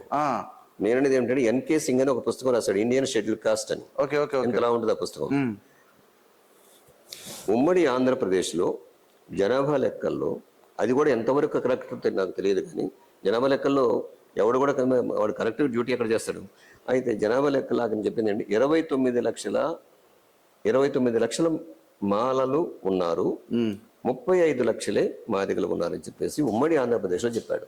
ఎప్పటిది ఇది? 1990 statistics based, NK Singh. Okay. ఆ బుక్ ఉన్నది ఇప్పటికి కూడా. సో తెలంగాణలో ఈ తెలంగాణ రాష్ట్ర సమితి ఉద్యమం జరిగేటప్పుడు ఒక చర్చ వచ్చింది మాకు కేసీఆర్ తోటి, కేసీఆర్ హరీష్ తోటి. ఏమనంటే మాదిగల జనాభా చాలా ఎక్కువ, 80% ఉంది అని చెప్పేసి మాట్లాడుతున్నప్పుడు నేను అన్న ఎన్కే సింగ్ బుక్ రెఫర్ తీసుకోండి. ఎన్కే సింగ్ బుక్ రెఫర్ తీసుకుంటే వాళ్ళిద్దరి మధ్య ఉన్న తేడా 5-6 లక్షలు అంతే. అది కూడా కరెక్ట్ కాదు, కానీ కరెక్ట్ కాదు కనీసం. ఆయన ఒక జనాభా లెక్కల ప్రకారమే కదా ఆయన తీసుకుంది. ఉమ్మడి ఆంధ్రప్రదేశ్లో 29 లక్షలు మాలలు ఉన్నారు, 35 లక్షలు మాదిగలు ఉన్నారు. Okay okay. అందులో ఈ మాల అనుబంధ కులాలు కలిపాడో లేదో నాకు తెలియదు, కానీ మొత్తం మీద అతను ఇచ్చినటువంటి స్టాటిస్టిక్స్ అయితే ఎన్ని కులాలను కలపలేదని కూడా నేను ఉన్నా సరే. ఇందులో ఏదేదంటే యాక్చువల్గా 25 లక్షల జనాభా మాదిగలను చూపించారు 1971 జనాభా, 25 లక్షల మాలలు చూపించి మాదిగలు చూపించి మాలలో 21 లక్షలు చూపించారు. మరి ఎందుకు 20 లక్షలు చూపించారు అంటే టోటల్గా ఎవరెవరిని చూపించలేదు. ఆది ఆంధ్ర చూపించలేదు, నేతకాన్ని చూపించలేదు, మాలసాలే చూపించలేదు, దాని తర్వాత మాలదాస్ చూపించలేదు, పరియ చూపించలేదు, బ్యాగర్ చూపించలేదు, మహార్ చూపించలేదు, మాల మన్నె చూపించలేదు, తర్వాత అరవమాల చూపించలేదు, తర్వాత మాల మాష చూపించలేదు, నీరటి చూపించలేదు, తలారి చూపించలేదు, మాల జంగం చూపించలేదు, ఒరియ చూపించలేదు. ఇవన్నీ అంటే పంబాల చూపించలేదు. ఇవన్నీ మళ్ళీ లెక్క కట్టినాం సార్. మళ్ళీ లెక్క కడితే ఈ 21 లక్షలు ఉన్నటువంటి మాలలు కాస్త 29 లక్షలు అయిపోయారు. 4 లక్షల జనాభా పెరిగి మొత్తం టోటల్ పెరిగి వచ్చింది. అంటే ఇక్కడ ఇన్ని కులాలను వీళ్ళు మాలలు కారనుకొని చెప్పిర్రు కాబట్టి మాలలు అట్లా అయిపోయారు. ప్రాబ్లం ఏంటంటే మాల మేధావి వర్గం, నేను ప్రొఫెషనల్ పర్సన్, కానీ మాల మేధావి వర్గం, మాల నాయకులు ఎవరైతే ఉన్నారో ఈ ప్రచారం జరుగుతున్నప్పుడు అడ్డుకోలేదు. ఎందుకు అడ్డుకోలేదు అనేది, ఎందుకు ఏం జరిగింది? అడ్డుకోలేకపోవడానికి కారణం 2 కారణాలు ఉన్నాయి. ఏంటివి ఆ 2 కారణాలు? ఏమిటంటే ఒకటి, మాలాస్ ఆర్ మోర్ డెమోక్రటిక్, ఇది క్యారెక్టర్, దీని క్యారెక్టర్ అకామిడేటివ్. తర్వాత వీళ్ళకి మేము ఏదైనా చేసుకొని బతుకుతాము అనేటువంటి ఒక నమ్మకం ఉన్నది. అంతే, తెగింపు ఉంటుంది, తెగింపు ఉంటుంది. ఏదైనా చేసుకొని బతుకుతాం మేము. మంది మీద బట్టగాల్సి మీద వేసి క్యారెక్టర్ తక్కువ. ఇప్పుడు ఎందుకు 30 సంవత్సరాలు తీసుకున్నప్పుడు ఒక స్టాటిస్టిక్స్ తీయండి.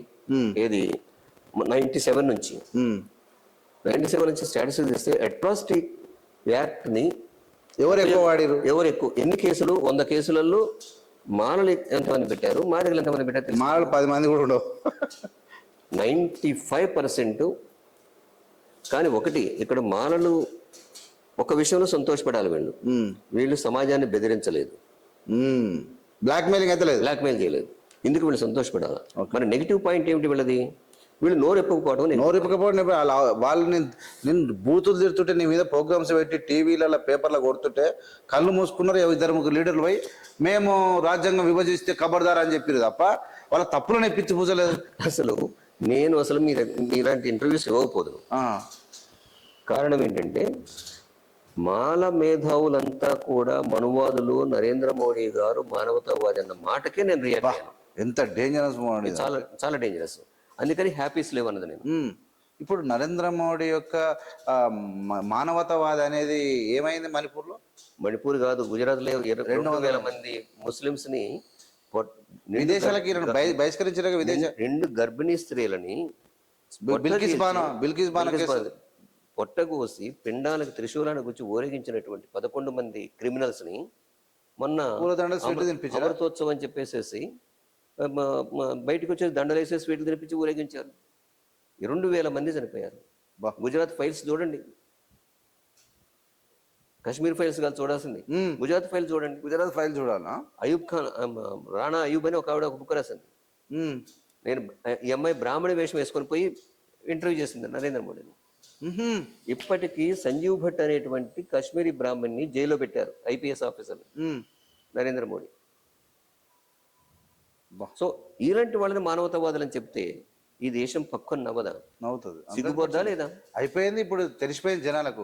మా దగ్గర నేను చాలా మంది ఒక సందర్భం వచ్చినప్పుడు కలిసిన, అసలు వాళ్ళు కొద్దిగా డైరెక్ట్ అంటారు, చల్ మేము ఏం చేసినా మన దగ్గర సపోర్ట్ చేసేవాళ్ళం, ఈ విషయంలో మేము సపోర్ట్ చేయం నరేంద్ర మోడీ విషయంలో అనేది అది ఇందాక చెప్పాను కదా, ముస్లిమ్స్కి వ్యతిరేకి, క్రిస్టియన్స్కి వ్యతిరేకి. మందకృష్ణ క్రిస్టియన్. ఇది డేంజర్ ఉంది. ఏలియా తన పేరు.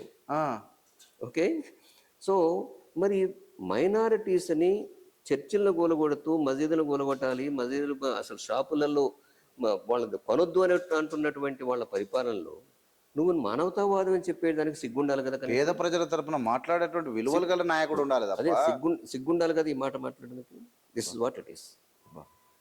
Okay sir, okay sir, thank you very much sir. ఇంకా అనేక విషయాలు మనము చర్చించుకునేటువంటి అవకాశం ఉంది. ఇంకేమన్నా మనం అంటే టోటల్గా ఓవరాల్గా మనువాదులు అనడము ఎవరికి సహించడం లేదు. ఎందుకంటే మాలలు మనువాదులు అంటే మాలలో ఉన్నటువంటి ఒక్కరు కూడా బుక్స్ రాసినా, చరిత్ర రాసినా, రాజ్యాంగం రాసినా, ఈ దేశ ప్రజలను కాపాడుకున్నా, అన్ని రకాలుగా నేను కూడా ఒకటే ఛాలెంజ్ చేసిన, నిన్ను ముంచినని మొత్తం తిన్నటువంటి మాలలో ఒక 10 కుటుంబాలను చూపి గుంజుకొస్తా అని చెప్పిన.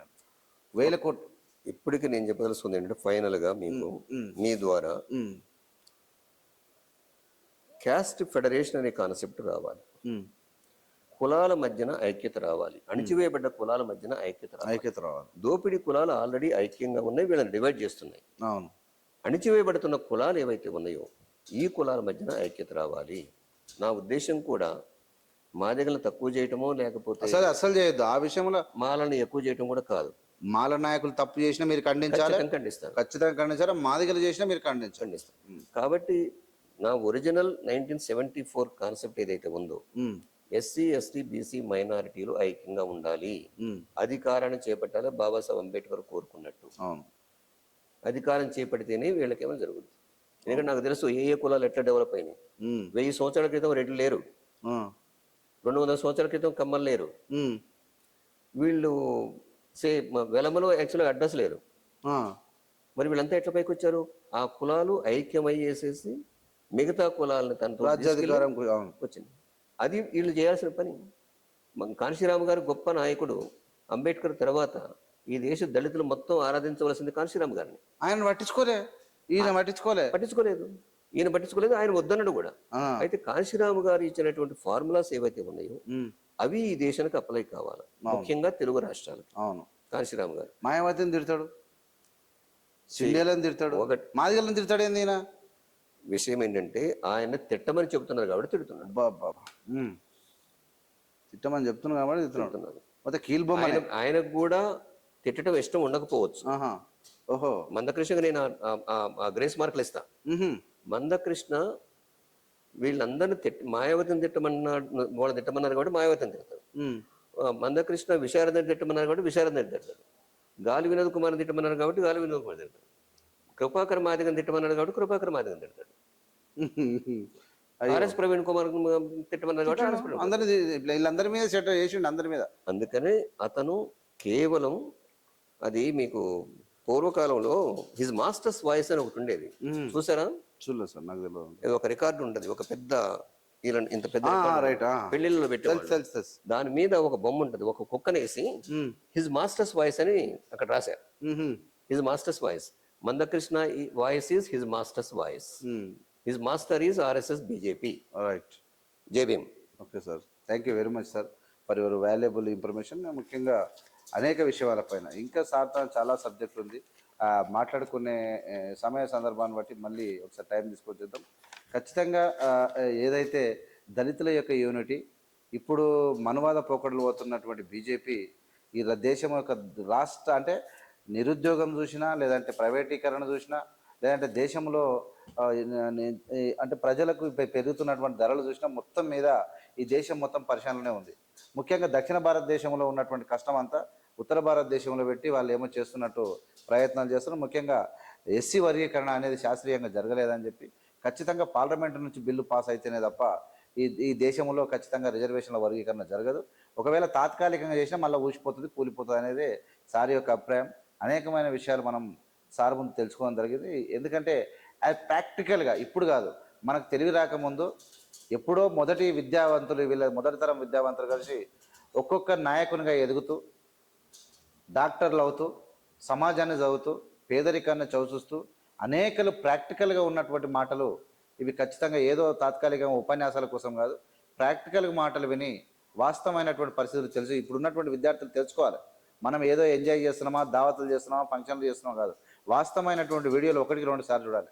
మేధావులు ఏం చెప్పారు, వాళ్ళు ఎట్లా కష్టపడ్డారు, ఎట్లా డాక్టర్లు కాగారు, ఎట్లా ఈ సమాజం కోసము పనిచేసారు అనే విషయాల మీద ఖచ్చితంగా ఎవరు మంచి, మన కులం అని కాదు, మన కులమా మాలనా మాదిగా ఇంకోటి కాదు, ఈ దేశానికి ఓవరాల్గా ఉపయోగపడే వ్యక్తులమై ఉండాలి.